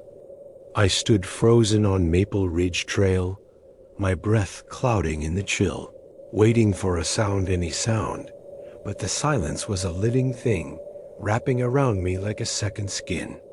Another day, a coyote pack abandoned their den overnight, leaving half-eaten kills scattered like offerings. I documented each anomaly, my notebook filling with questions no protocol could answer. Around the campfire during training week, senior rangers swapped stories meant to spook, their voices low, their eyes gleaming in the firelight. "Ever been to Blackwater Ridge at dusk?" Ranger Mitchell asked, his face half-shadowed. "Hikers say they feel watched, eyes in the trees." The others nodded, but I laughed, poking the fire with a stick. "Wilderness psychology," I said. "People get jumpy without streetlights." Mitchell's shrug was non-committal, but his words lingered. "Maybe, or maybe these woods are older than we are." Feel the weight of those words. They weren't just stories. They were warnings etched into the ranger's bones, passed down, like heirlooms. I didn't believe them then, but I couldn't shake the memory of that circle. Its edges burned into my mind like a brand. Each night, as I lay in my bunk, the forest's pulse seemed to seep through the walls, syncing with my heartbeat. I told myself it was just the wind, just the creak of ancient trees, but deep down I knew Blackwood wasn't just watching. It was learning. The moment I saw those tracks, I knew Blackwood was hiding something that didn't belong. It was an October morning, the maples ablaze with red so vivid it hurt to look at them, their leaves dripping onto the forest floor like blood. I'd hiked to Ridgeline Point, 7 miles from the nearest road, my camera slung around my neck to capture the season's fleeting beauty. The air was crisp, heavy with the scent of wet earth and pine, and I was alone, or so I thought. As I framed a shot of the canopy, My boot sank into something soft, the ground yielding in a way it shouldn't. I looked down and froze. There, pressed into the damp soil, was a track large as a bear's, but wrong in every way. 5 forward-facing. Digits, almost hand-like, their edges too clean, too deliberate, as if carved by a sculptor who'd never seen a paw dot. My breath caught, the camera forgotten in my hands. I knelt, my fingers tracing the air above the print, afraid to touch it, as if contact might make it real. The track was fresh, the soil still crumbling at its edges, and it led toward Ridgeline Cave, a limestone maw sealed years before I arrived, its entrance barred by a rusted metal gate. The cave was off limits, its closure blamed on unstable structures, but the ranger's whispers told a different story hikers who'd ventured too close, never seen again. Strange sounds echoing from its depths at night. I dismissed those tales as folklore, but now, staring at the track, my pulse hammered in my throat, each beat screaming a warning I couldn't ignore. Look closer. I forced myself to measure the print, my tape trembling in my hands. 12 inches long, 6 wide, the toes splayed in a way no bears would. I snapped photos, the shutter's click swallowed by the forest's oppressive silence. The trail of prints stretched toward the cave, each one a deliberate step, as if whatever made them knew exactly where it was going. I followed, my boots sinking into the mud, the air growing colder with each step. The pines seemed to lean closer, their branches knitting a canopy that blocked the sun, casting the path in a twilight that felt alive, watchful. My radio crackled at my hip, but I ignored it. Protocol demanded I call for backup, but I wasn't. On duty, just a civilian hiker in civilian clothes, my ranger badge tucked away. This was my choice, my mistake. At the cave's entrance, the gate loomed, its bars pitted with rust, a padlock glinting dully in the half-light. The tracks stopped at the threshold, disappearing into the shadows beyond. From inside came a sound-scratching, rhythmic, like claws raking stone, punctuated by a wet, clicking noise that made my skin crawl. It wasn't a raccoon, not a fox. It was something else, something that didn't belong in any wildlife catalog I'd ever studied. I gripped my flashlight, its beam cutting through the gloom, revealing slick limestone walls that glistened like the inside of a throat. The air was damp, heavy with the scent of mineral and decay, and each breath felt like swallowing glass. Step inside. The gate's hinges were rusted, the bottom edge warped just enough for a person to squeeze through. I hesitated, my hand hovering over the radio, Davis's voice echoing in my mind. Stick to authorized areas. But the scratching grew louder, more insistent, and I couldn't turn back. Not now. I sucked in my stomach and slid through the gap, my jacket snagging on the metal, the cold biting into my bones. The cave's interior was a labyrinth of tunnels, their walls carved by centuries of water into shapes that seemed to writhe in the flashlight's beam. The tracks continued, fresher now, the soil soft and yielding, each print a silent accusation. You shouldn't be here. The clicking intensified, echoing from deeper within, a sound like a tongue tapping against bone, amplified by the cavern's acoustics. I called out, "Hello?"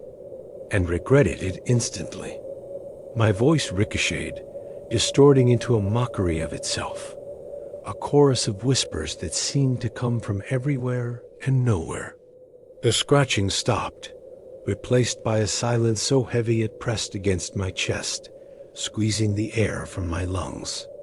I moved forward, my flashlight sweeping the ground, the beam catching glints of quartz embedded in the walls, their facets winking like eyes.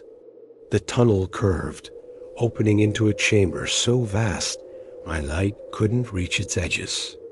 The air here was different, dense, sticky, coating my throat like syrup. I was no longer alone. Something was watching, its presence a weight I could feel in my bones. It wasn't a bear.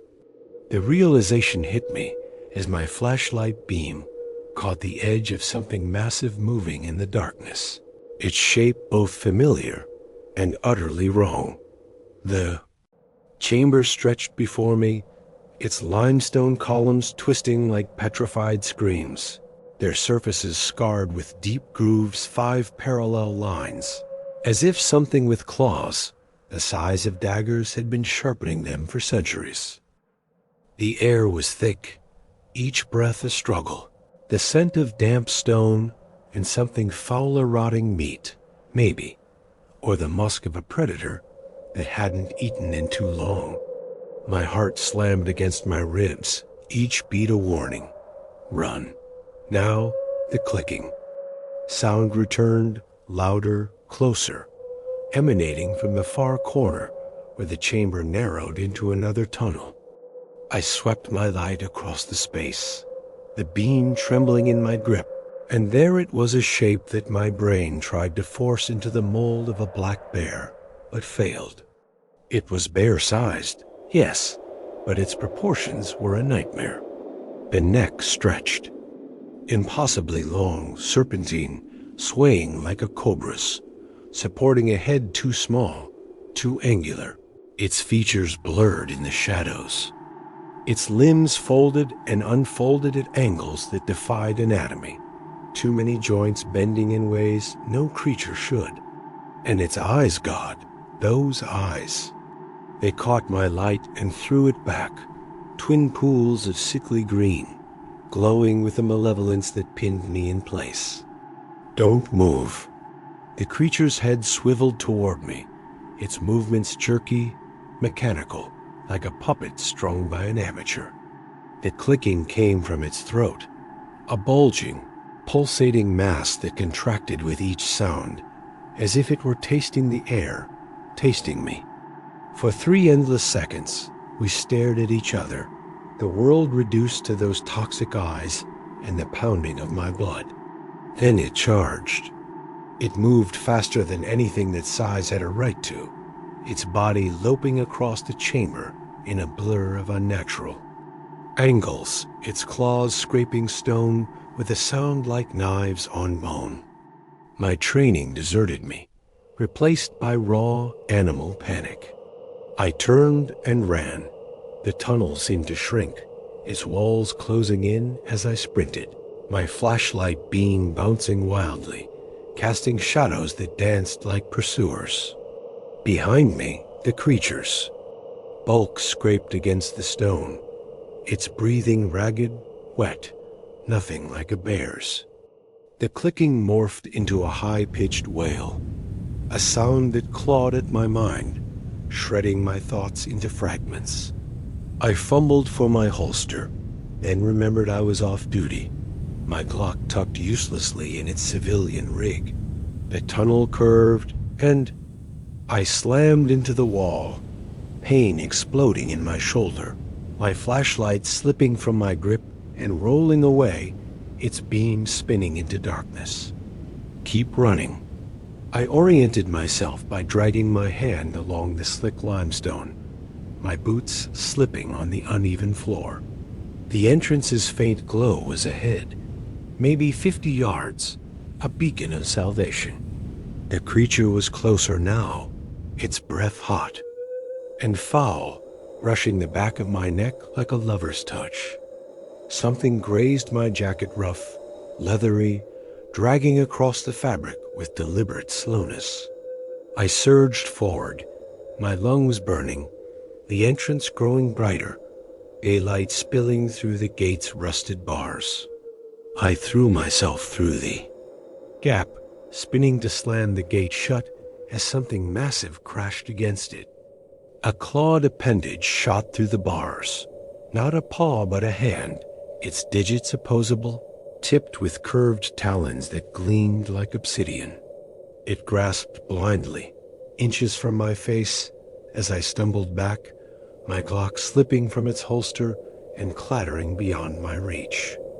The creature wailed, a sound that started as pain, but twisted into something else syllables, distorted, almost human, as if it were trying to speak. I didn't wait to listen. I ran, crashing through the underbrush, leaping over logs, splashing through a creek's icy water. My truck appeared in the distance, a battered sanctuary in the dirt lot. I fumbled my keys, dropping them twice before unlocking the door, locking myself inside, my hands shaking so badly I could barely grip the wheel. The forest was silent again. The birds resuming their songs as if nothing had happened, but I knew better. Those eyes were still out there, watching, waiting. I couldn't unsee those eyes. They followed me into my cabin that night, their green glow searing through the darkness every time I closed my lids. I sat with every light blazing, my coffee, cold in my hands, the forest's pulse seeping through the walls, syncing with my own. Sleep was a distant memory, replaced by the memory of that creature's neck, its impossible angles, the way it moved like something wearing a bear's skin, but not understanding how a bear should behave. I'd lost my gun, my nerve, and something else, my belief that Blackwood was just a forest. The next morning, I walked into the ranger station, my story rehearsed through a sleepless night. Davis looked up from his desk, his glasses perched low, a stack of reports teetering beside him. "Anderson, come in," he said, his voice flat, his eyes unreadable. I closed the door, the office's coffee and paper scent grounding me as I began. "Sir, I need to report an incident. Yesterday, near Ridgeline Cave, I lost my service weapon."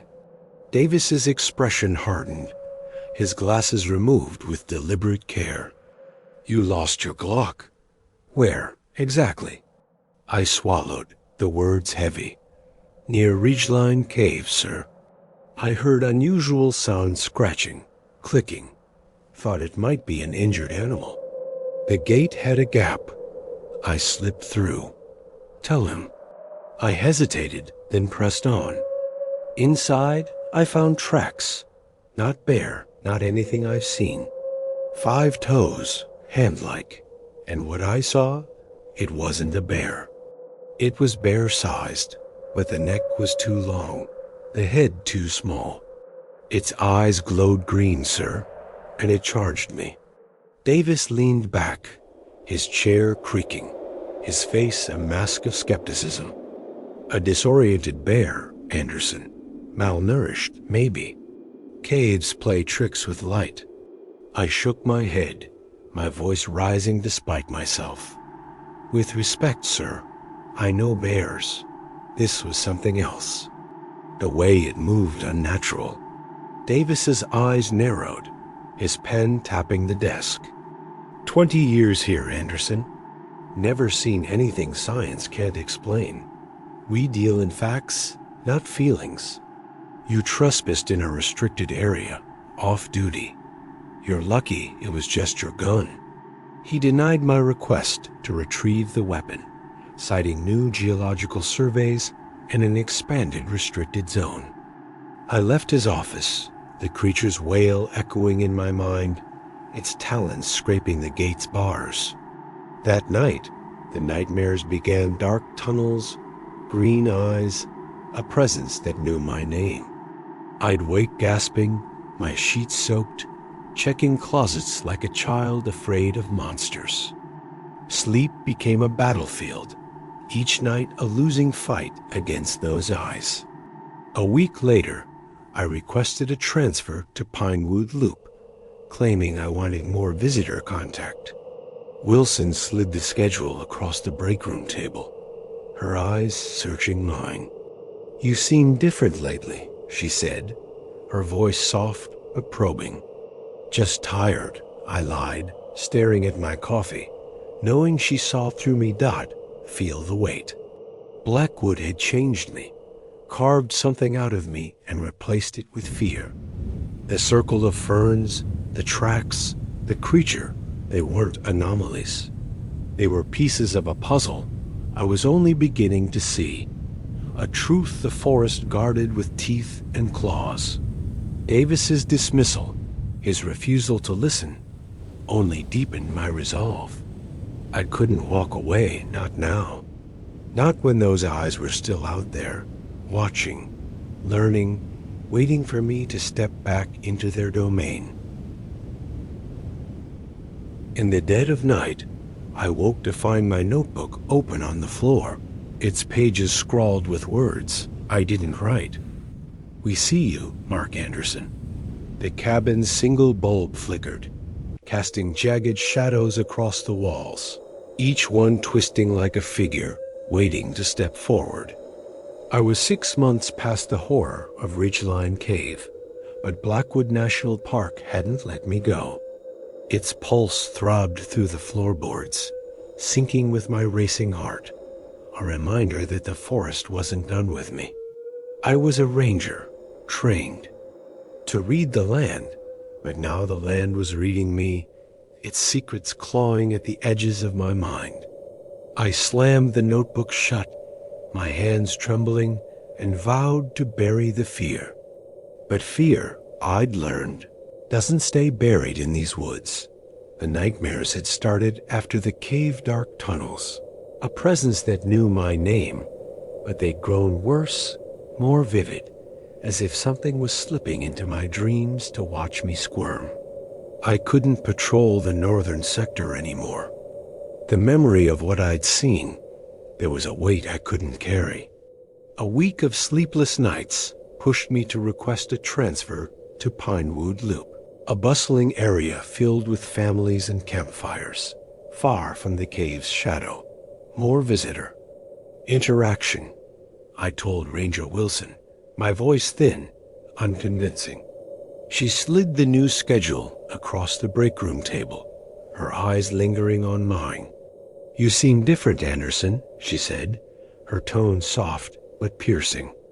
"Just tired," I lied, staring into my coffee, the black surface reflecting my hollow face. Pinewood was safe. I told myself crowded, noisy, human. But safety in Blackwood was a lie I couldn't afford to believe. The other rangers noticed. The change. Night shifts were torture. Every snapping twig a blade against my nerves. Every shadow a figure waiting to emerge. Their jokes, jumpy today, Anderson? Turned to whispers, their conversations halting when I entered rooms.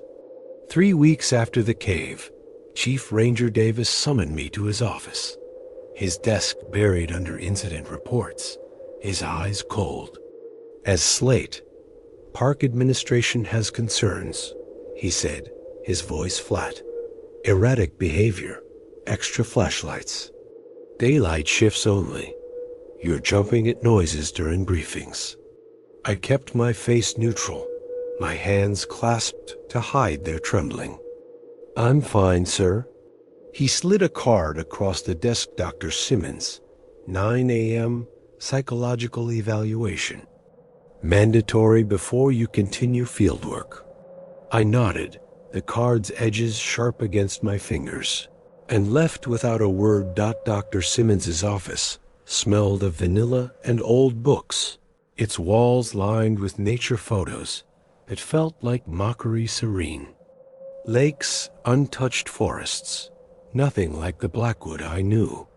"Tell me about Ridgeline Cave," she said, her voice kind but probing, her pen poised over a notepad. I gave her the version Davis wanted.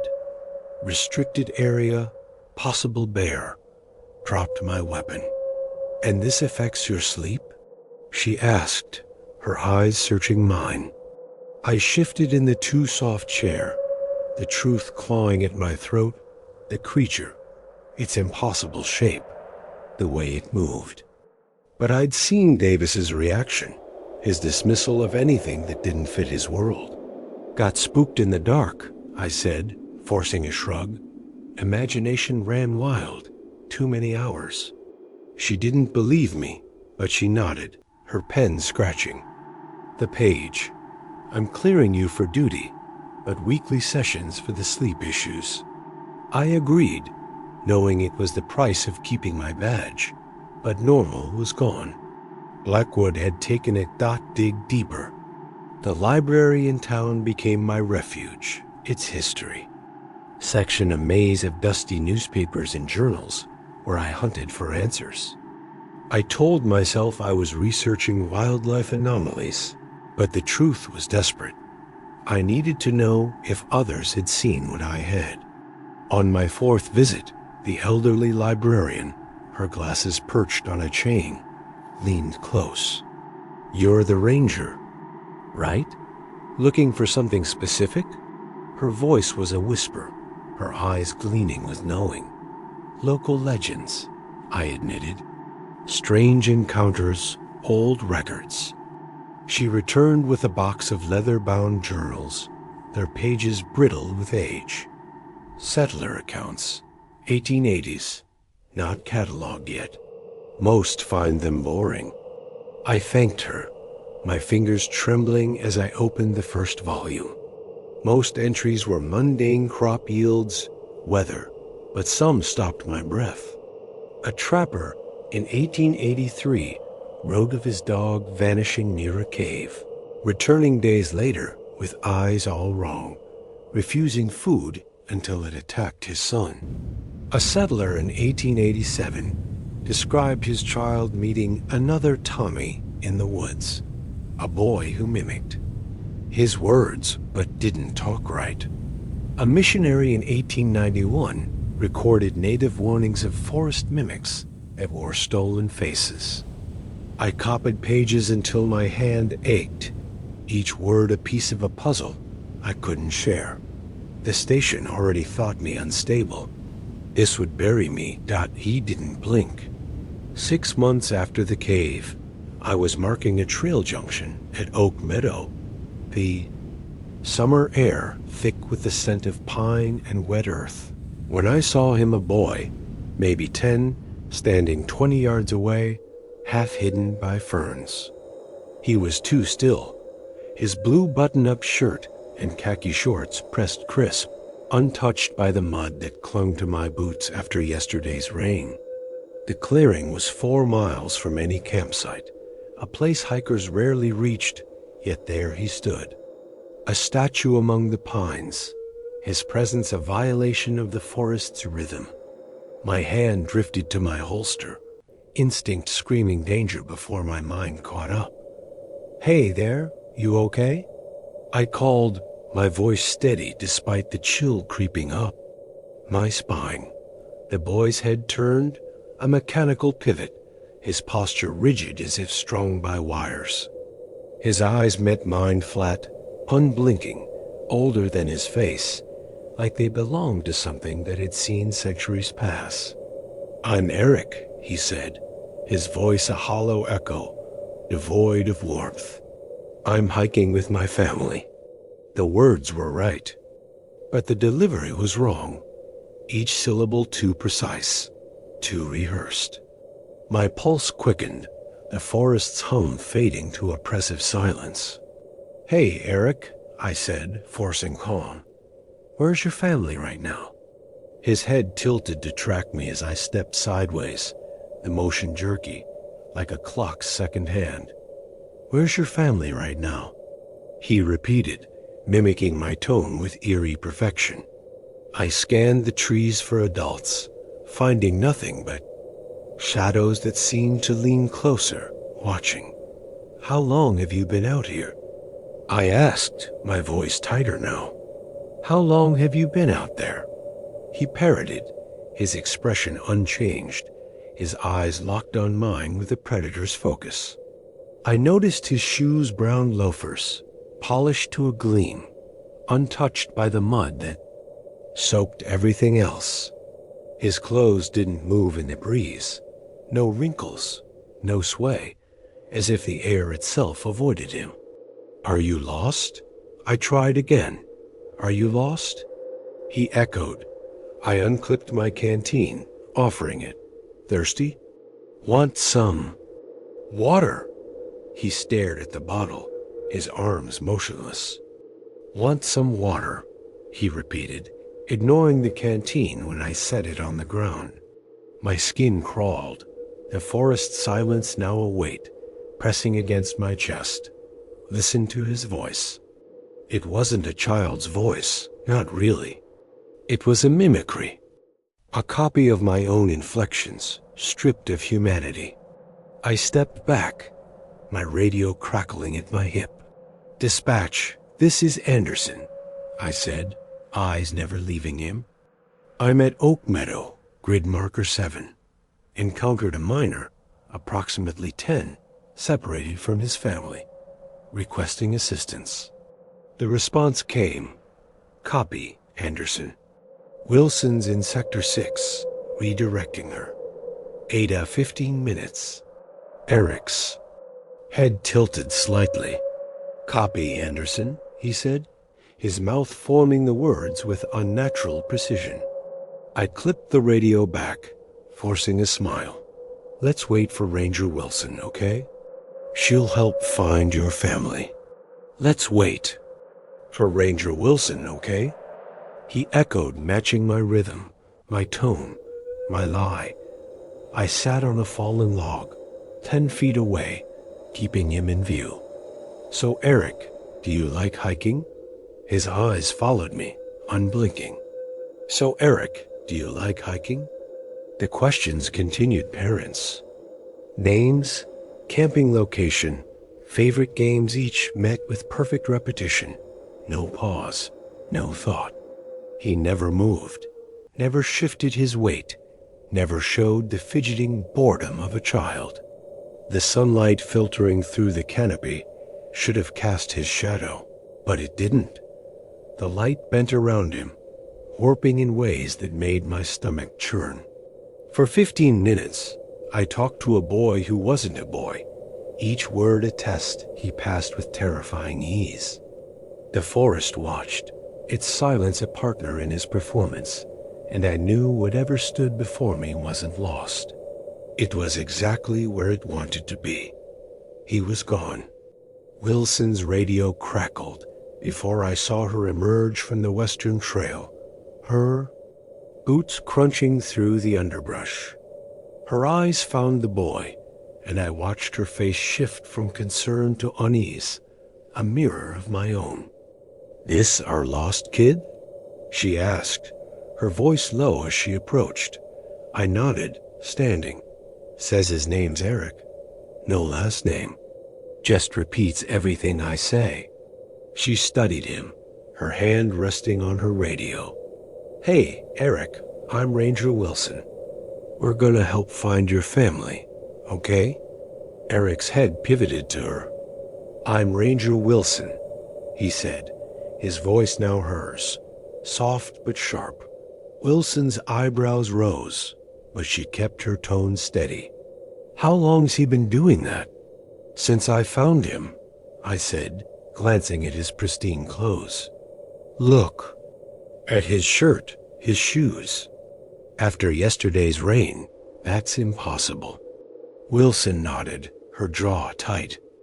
"I've got protocol cards for minors in my pack. Let me grab them." She stepped away, rummaging through her backpack. I turned back to Eric, ready to ask another question, but the clearing was empty. "Wilson," I called, my voice sharp, cutting through the forest's hush. "He's gone." We spun, scanning the trees, the ferns, the shadows that seemed to pulse with intent. Nothing moved, no branches snapped, no footsteps echoed. "That's impossible," Wilson muttered, her eyes wide. I didn't look away for more than 3 seconds. We split up, circling the clearing, searching for footprints, broken twigs, any sign of movement.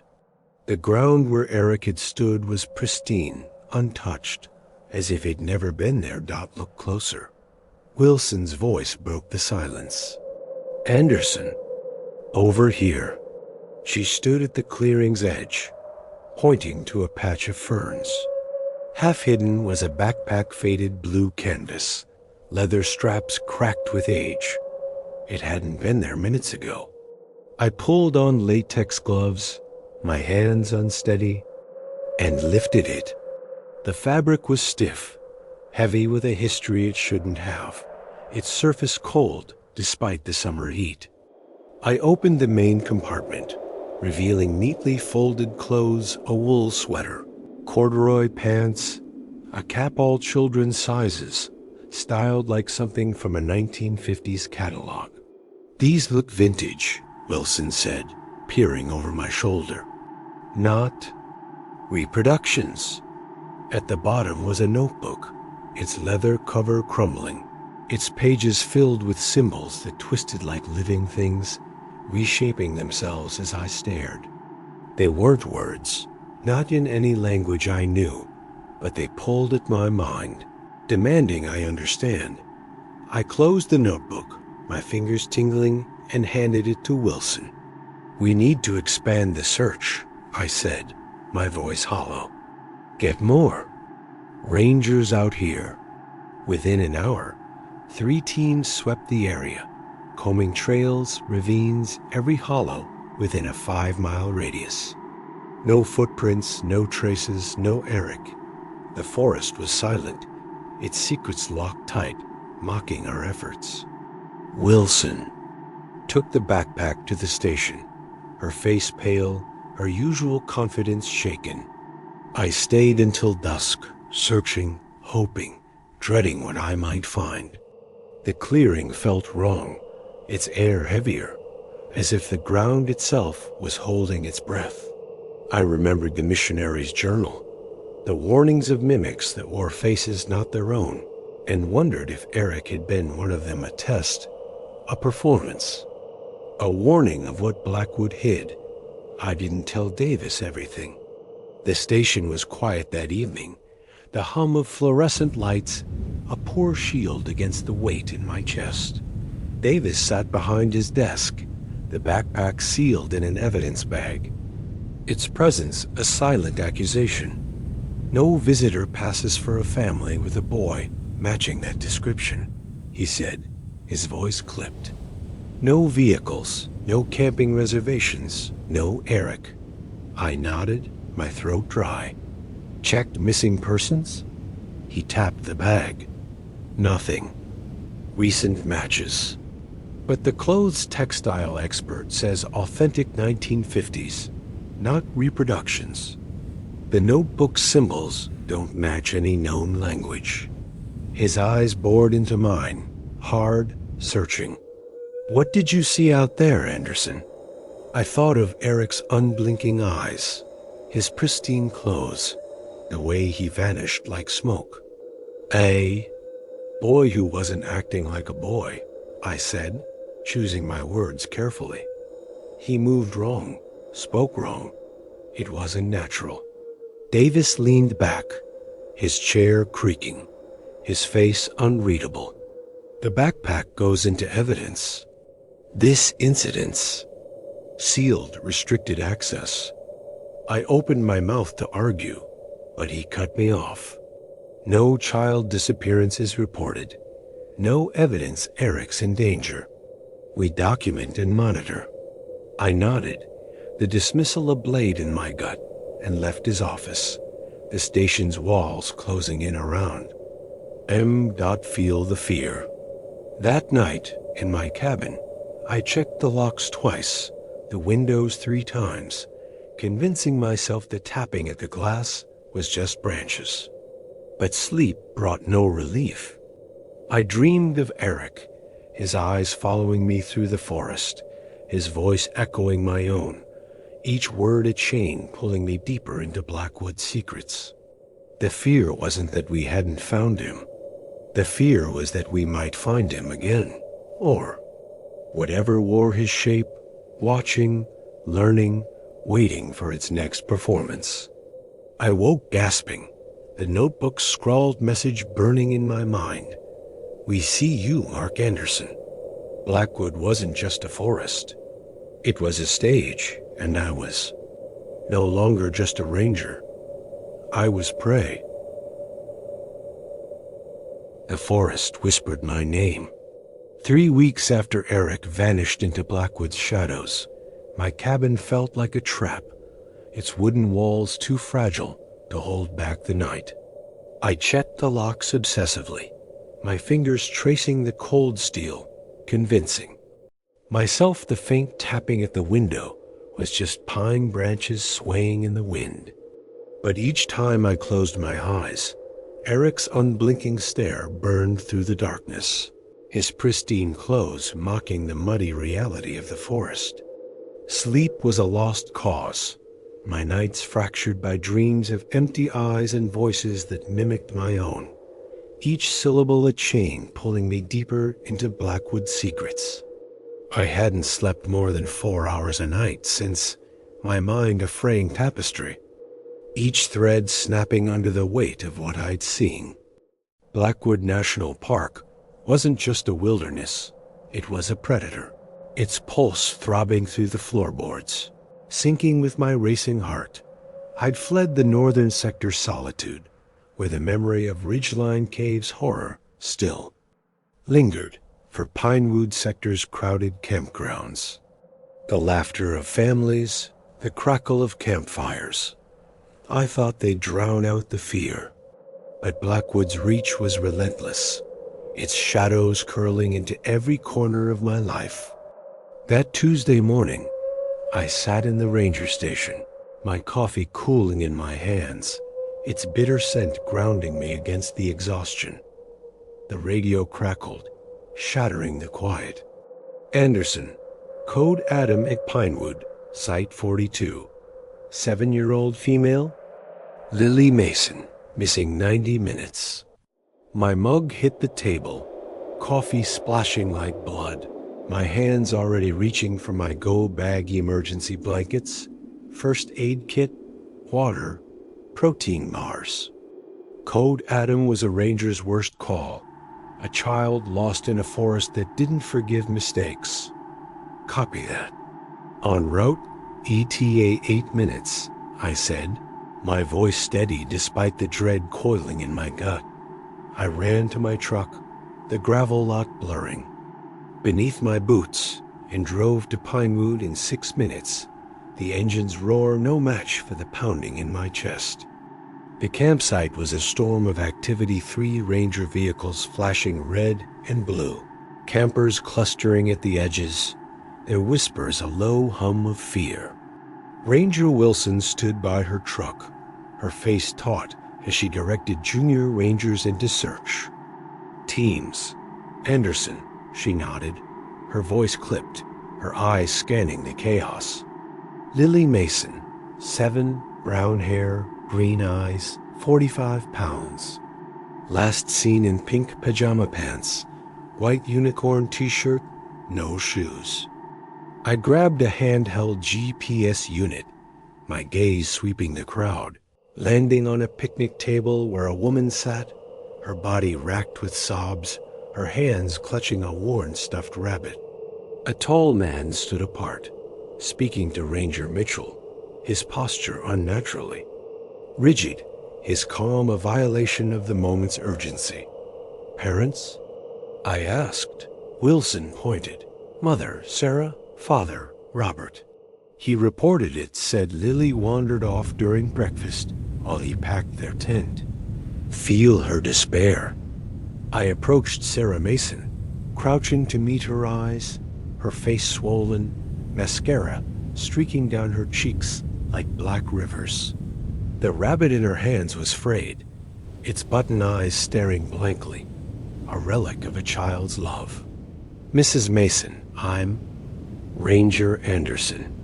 I'm going to help find Lily," I said, my voice soft, steady against her grief. She nodded, tears spilling, her voice breaking. "She never goes off alone. She's careful, knows the rules. This bunny should never leave it behind. Never." The words struck deep. Children clung to such objects like anchors. I noted it, my pen trembling slightly. Did Lily sleep well? Was she upset? Sarah shook her head, her fingers twisting the rabbit's fur, knuckles white. She was happy, excited for the waterfall hike. We made s'mores last night, laughed together. Her voice cracked, her devastation a living thing, wrapping around us like fog. I glanced at Robert, standing several feet away, his eyes fixed. On us, unblinking, a hollow intensity that chilled my blood. It was Eric's stare, reborn in a grown man's face, a reminder that Blackwood's secrets were far from finished with me. The air grew heavier, the pines leaning closer, their needles, whispering secrets the wind couldn't carry. I stood, my boots sinking into the damp earth, the scent of pine sap and fear thick in my nostrils. Sarah's sobs echoed, a heartbeat against the forest's silence, and I knew this wasn't a simple missing child case. Robert's calm was a mask, his eyes a window to something older, something that didn't belong. I thought of the subtler journals I'd read, tales of families vanishing near Blackwood's caves, their belongings left untouched as if they'd never existed. A trapper in 1887 wrote of a neighbor's son who returned after days lost, his voice not his own, his eyes watching too closely. I pushed the memory down, focusing on Sarah, her grief anchoring me to the present. But Robert's gaze followed me, a weight I couldn't shake, a promise of truths I wasn't ready to face. His eyes held nothing. Robert Mason stood apart from Sarah, his conversation with Mitchell done, his gaze locked on me with a precision that felt machined. I straightened, my heart thudding, forcing my voice steady. "Mr. Mason, can you walk me through this morning?" He nodded once, his movements too smooth, too deliberate, like a puppet strung by invisible hands. We woke at 7. Sarah started breakfast. I packed the tent. Lily was coloring at the picnic table, still in her pajamas. 10 minutes later, she was gone. His words were perfect, each syllable measured, but his eyes never wavered, their emptiness a void that swallowed light. I remembered Eric's mechanical mimicry, his unblinking stare, and my pulse quickened, a drumbeat of dread. "Did you call for her?" I asked, watching for any crack in his facade. "Of course," he said, the response instant, no trace of grief or hesitation, as if he'd memorized the script but didn't understand its meaning. Sarah's sobs punctuated the air, her devastation a stark contrast to Robert's calm, a fracture between the realities that felt deliberate. "Lily doesn't wander off? No games of hiding?" I pressed, my voice tighter. "No," he said. At the same moment Sarah choked out, "Never." The synchronicity was unnerving. Their answers aligned, but their emotions worlds apart. I stepped back, joining Wilson at the search gear station, my voice low. "Something's off with the father." She glanced at Robert, her eyes narrowing, her jaw tight, too composed. "That stare, it's not human." I nodded, my mind racing, connecting Robert's hollow gaze to Eric's unblinking eyes, to the settler's tale of a child who watched too closely. "It reminds me of something," I said, stopping short of naming Eric, the weight of that encounter still raw. Wilson didn't push, but her silence was heavy, her focus shifting to the K9 unit arriving with Lily's pillow, its unicorn pattern a cruel echo of Sarah's rabbit. Here the forest silence. The search operation swelled, 24 rangers, and volunteers fanning out in a grid pattern, their radios crackling with updates. The protocol was flawless trail maps, GPS, scent dogs, but the forest felt wrong. Its air thick with a stillness that pressed against my chest. The pines towered above, their branches knitting a canopy that dimmed the sun, casting the campground in a twilight that pulsed with intent. I interviewed campers, keeping Robert in my peripheral vision, his posture unchanged, his hand occasionally drifting toward his jacket. 3 campers reported an argument at the Mason site at dawn, voices raised but words indistinct, a detail that sharpened my unease. By mid-afternoon, the teams had covered a 2-mile radius, finding nothing, no footprints, no scraps of pink pajamas, no Lily. Sarah's sobs grew frantic, her breaths ragged, her hands still clutching the rabbit, its fur matted with her tears. Approached Sarah again, my voice gentle, my own fear buried deep. Mrs. Mason, we're bringing in thermal imaging. Protocol suggests you go to the station, where you'll be more comfortable. Speak with support personnel. She gasped, her eyes wild. I can't leave. What if she comes back, looking for me? I assured her rangers would stay, then glanced at Robert, his eyes locked on us, a flicker crossing his face, the tiniest crack in his mask. Your husband can stay if he prefers, I said, watching him closely. He nodded, his voice flat. That would be best, in case Lily returns. His hand twitched toward his jacket again, a subtle motion that set my nerves alight, a warning I couldn't ignore. The forest's silence deepened, its pulse syncing with my own, and I knew Robert was no father grieving a lost child. He was something else, something wearing a father's face, and I was walking closer to its truth with every step. The air grew colder, the scent of damp earth and pine sap mingling with the metallic tang of fear. I thought of a 1916 Ranger's report, buried in the library's archives, describing an abandoned camp near Blackwood's limestone caverns, personal effects untouched, but the family gone, their tracks leading nowhere. The ranger noted, hand-like, prints near the site, too large for a bear, too articulated for a lion. I pushed the memory down, focusing on the search, but Robert's gaze followed me, a weight that pressed against my spine, a promise of secrets the forest wasn't ready to share. The search was a lie. Dusk fell like a curtain, the forest shadows swallowing the campground's light. The search teams regrouped, switching to night operations, their thermal imaging screens glowing faintly in the dark.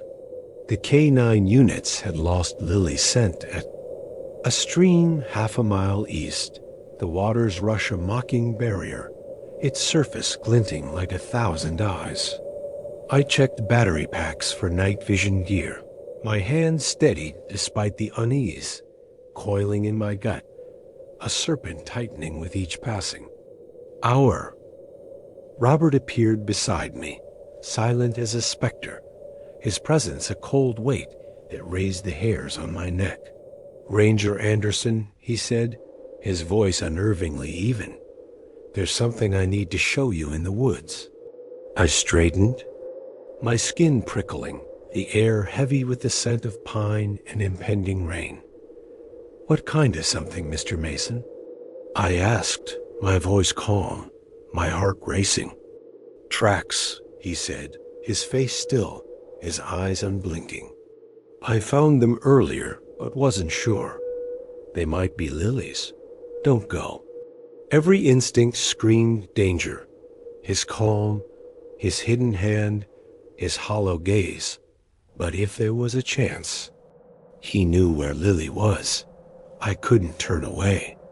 I grabbed my pack, keying my radio discreetly, my fingers brushing the mic.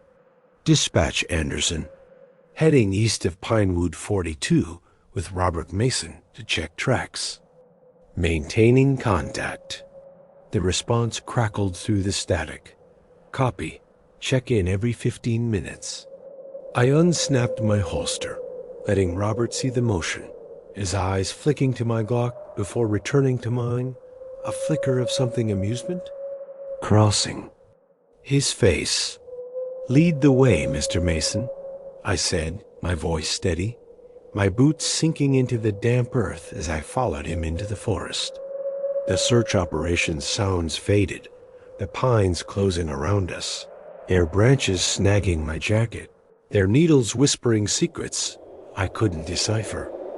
Robert moved with unnatural grace, navigating trail junctions without hesitation, his steps too certain for a man lost in grief. The forest grew darker, the moonlight filtering through the canopy in silver patches, the air thick with a stillness that pressed against my chest.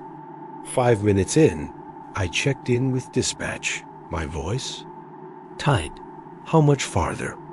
I asked, my flashlight beam sweeping the path, finding no tracks, no sign of a child's bare feet.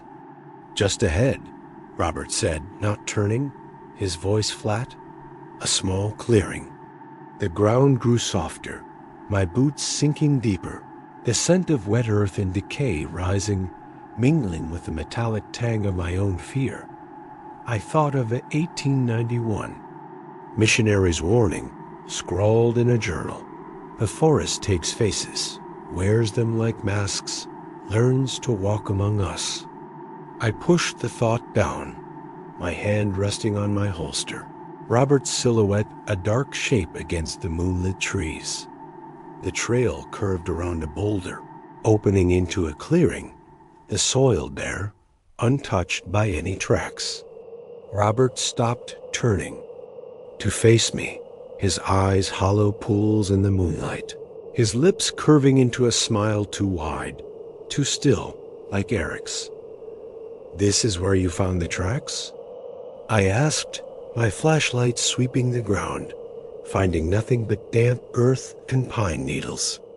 My daughter isn't missing, he said, his voice empty, devoid of any human warmth.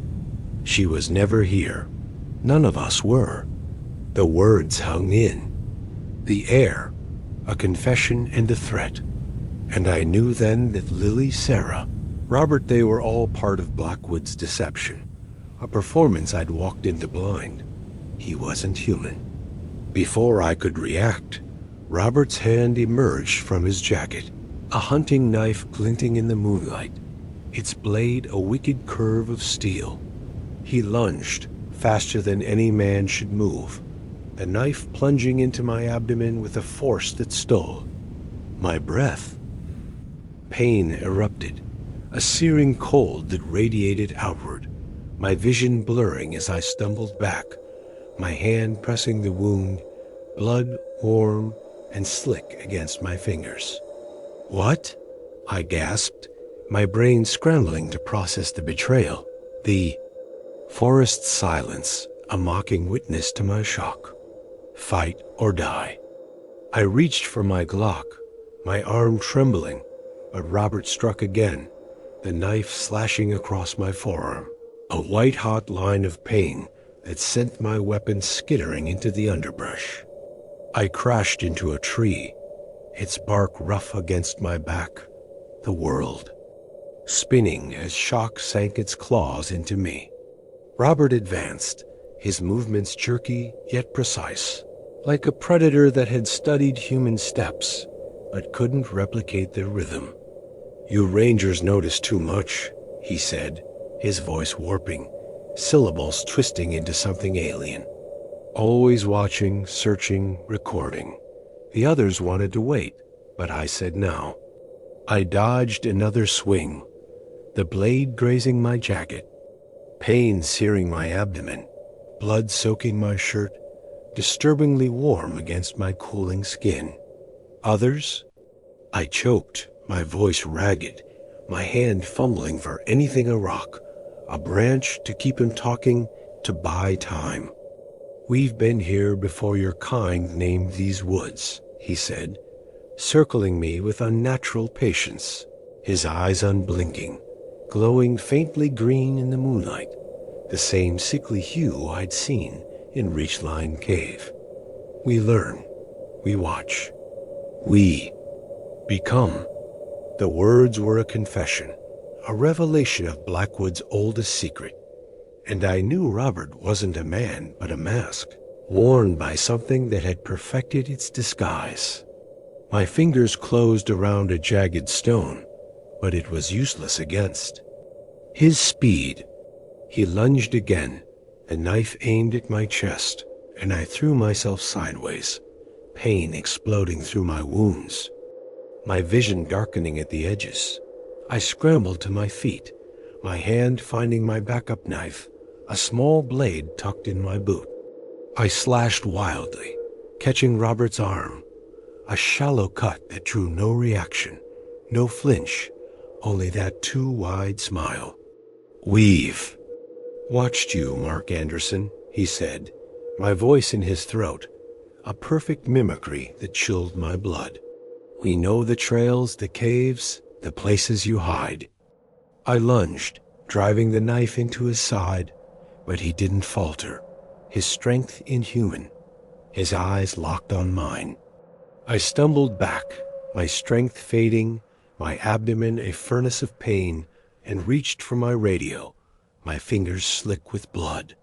"Officer." "Down east of Pinewood 42, I slurred, the words heavy, my tongue too large. "Attacked. Need medical." Robert collapsed, his body jerking as if strings had been cut, blood pooling beneath him, black in the moonlight. But his smile remained, his eyes glowing green, unblinking, a promise that this wasn't the end. I slid down the tree, my vision narrowing, the radio crackling with urgent voices, the forest's pulse overwhelming my own. My last thought was of Sarah's rabbit, clutched in her hands, a toy Lily would never leave behind, and the terrible certainty that Robert had known exactly where his daughter was, because she had never existed. I survived, but the truth bled. I woke in a hospital room 3 days later, tubes snaking from my arms, machines beeping a steady rhythm that mocked my fractured mind. The surgeon's voice was clipped, professional. 4 pints of blood lost, 4 stab wounds, abdomen, left arm, upper chest, 1 collapsing my lung. "You're lucky," he said, checking my bandages, his eyes avoiding mine. "Minutes from bleeding out." I nodded, the pain a dull roar beneath the morphine, Robert's words echoing. She was never here. The room was sterile. It's white. Walls a lie of safety, the air heavy with antiseptic, and the ghost of Blackwood's secrets. On my 5th day, Chief Davis visited, his hat in his hands, his stern face softened by something like concern. He stood awkwardly at the bed's foot, his voice low.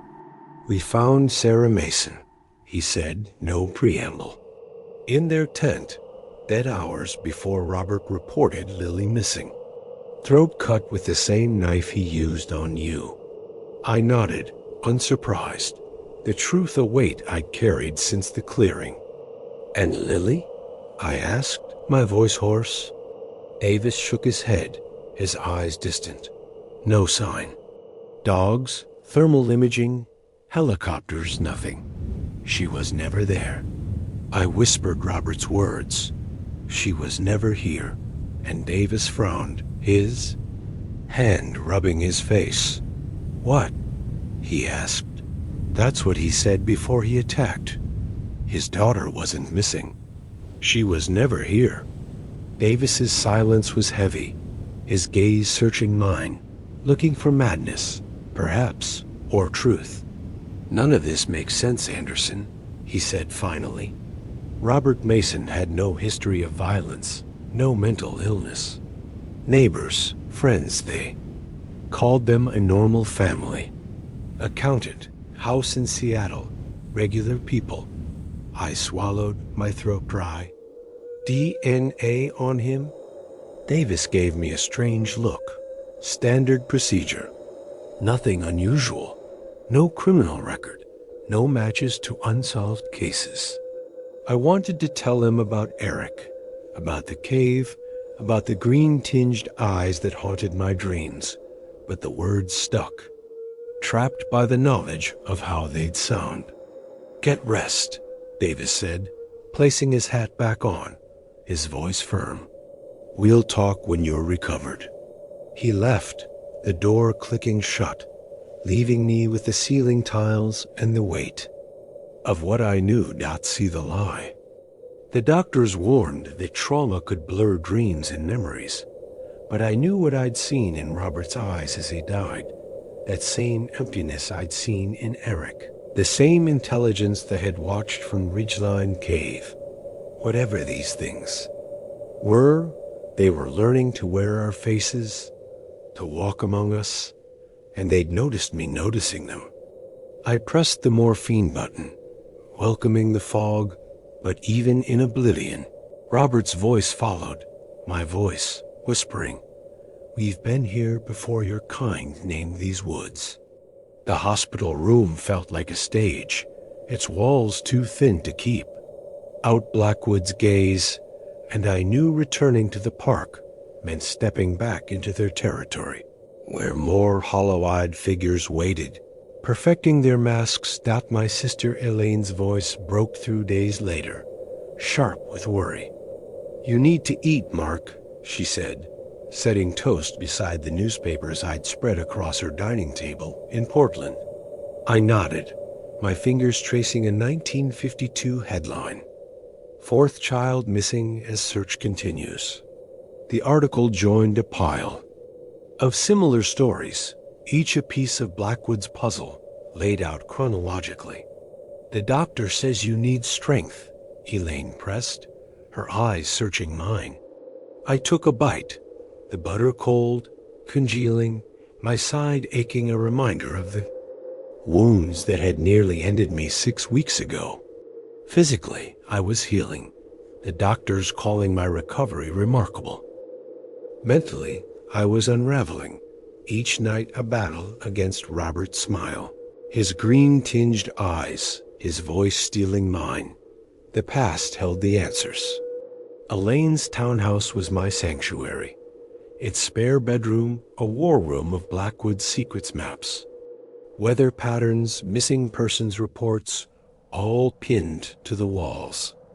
She'd stopped calling it my wall of crazy weeks ago, focusing instead on medication schedules and therapy appointments. "The library called," she said, leaning against the doorframe. "They found those microfiche records." I nodded, circling a date on my timeline, 1937, when 3 hikers vanished near North Ridge, where Ridgeline Cave would later be sealed. "Dr. Westfield says fixating." She started, but I cut her off. "I'm not fixating. I'm investigating." It wasn't entirely true. I was obsessed, driven by the need to map every disappearance, every strange encounter, every clue Blackwood had buried, dig into the past. The library's microfiche records reveal the 1958 story about 5 children vanishing during a Boy Scout trip, their backpacks identical to Eric's left behind. I paid a graduate student to access settler journals, finding tales that chilled my blood. An 1887 trapper's son who returned wrong, growling dogs avoiding him. A 1916 camp abandoned near limestone caverns, hand-like tracks nearby. The pattern emerged, undeniable every 7 years. Disappearances spiked, animals fled, children vanished near caves. Davis and the park missed it, filing each case as isolated. But my timeline, spread across Elaine's table, screamed the truth. Blackwood wasn't just a forest. It was a stage for something ancient, something that wore our faces and learned our ways. I returned to the ranger station 3 days after. Medical clearance. The familiar scent of coffee and paper, a thin shield against colleagues' awkward glances. "Good to have you back," Davis said, showing me to a desk in administration. "Nothing strenuous. Digitize old reports, 4 hours max daily." I nodded, noting his careful avoidance of Robert's name. "And Anderson," he added, his voice low. "Focus on moving forward. Some things are better left behind." I smiled bitterly, knowing everything I needed was in the past. For 2 weeks, I played the recovering ranger, laughing at lunch breaks, deflecting recovery questions. Alone, I accessed restricted files, my credentials unlocking reports of a 1962 child vanishing in seconds, a 1976 track with hand-like toes, a 1991 ranger attacked by a mimicking hiker. Each was dismissed, but together they were a map to Blackwood's truth. On my 3rd week, I found the Ridgeline Cave report sealed with concrete days after my attack, citing structural instability. Another file, labeled Incident 422B, held DNA results from Eric's backpack, matching 5 1958 missing children, their markers impossibly merged. Davis's note scrawled at the bottom, "No further testing. Inconclusive." I photographed it, my hand steady, and added it to my timeline. That night, I told Dr. Freeman, my 3rd therapist, I wanted the archives division. "Something's been here before us," I said, letting truth slip. "I need to know what it wants." She nodded, her pen pausing, and approved my transfer. 3 nights before starting archives, I woke at 2 a.m., my notebook open on the bedside table, a sentence in my handwriting. "We've been watching you watch us." I stared, fear giving. Way to resolve. They weren't just in the woods. They'd followed me to Portland, to this room. I closed the notebook, my hand steady, knowing I was no longer just their prey. I was their hunter, and the archives held a century of their traces, waiting for my intuition to piece them together.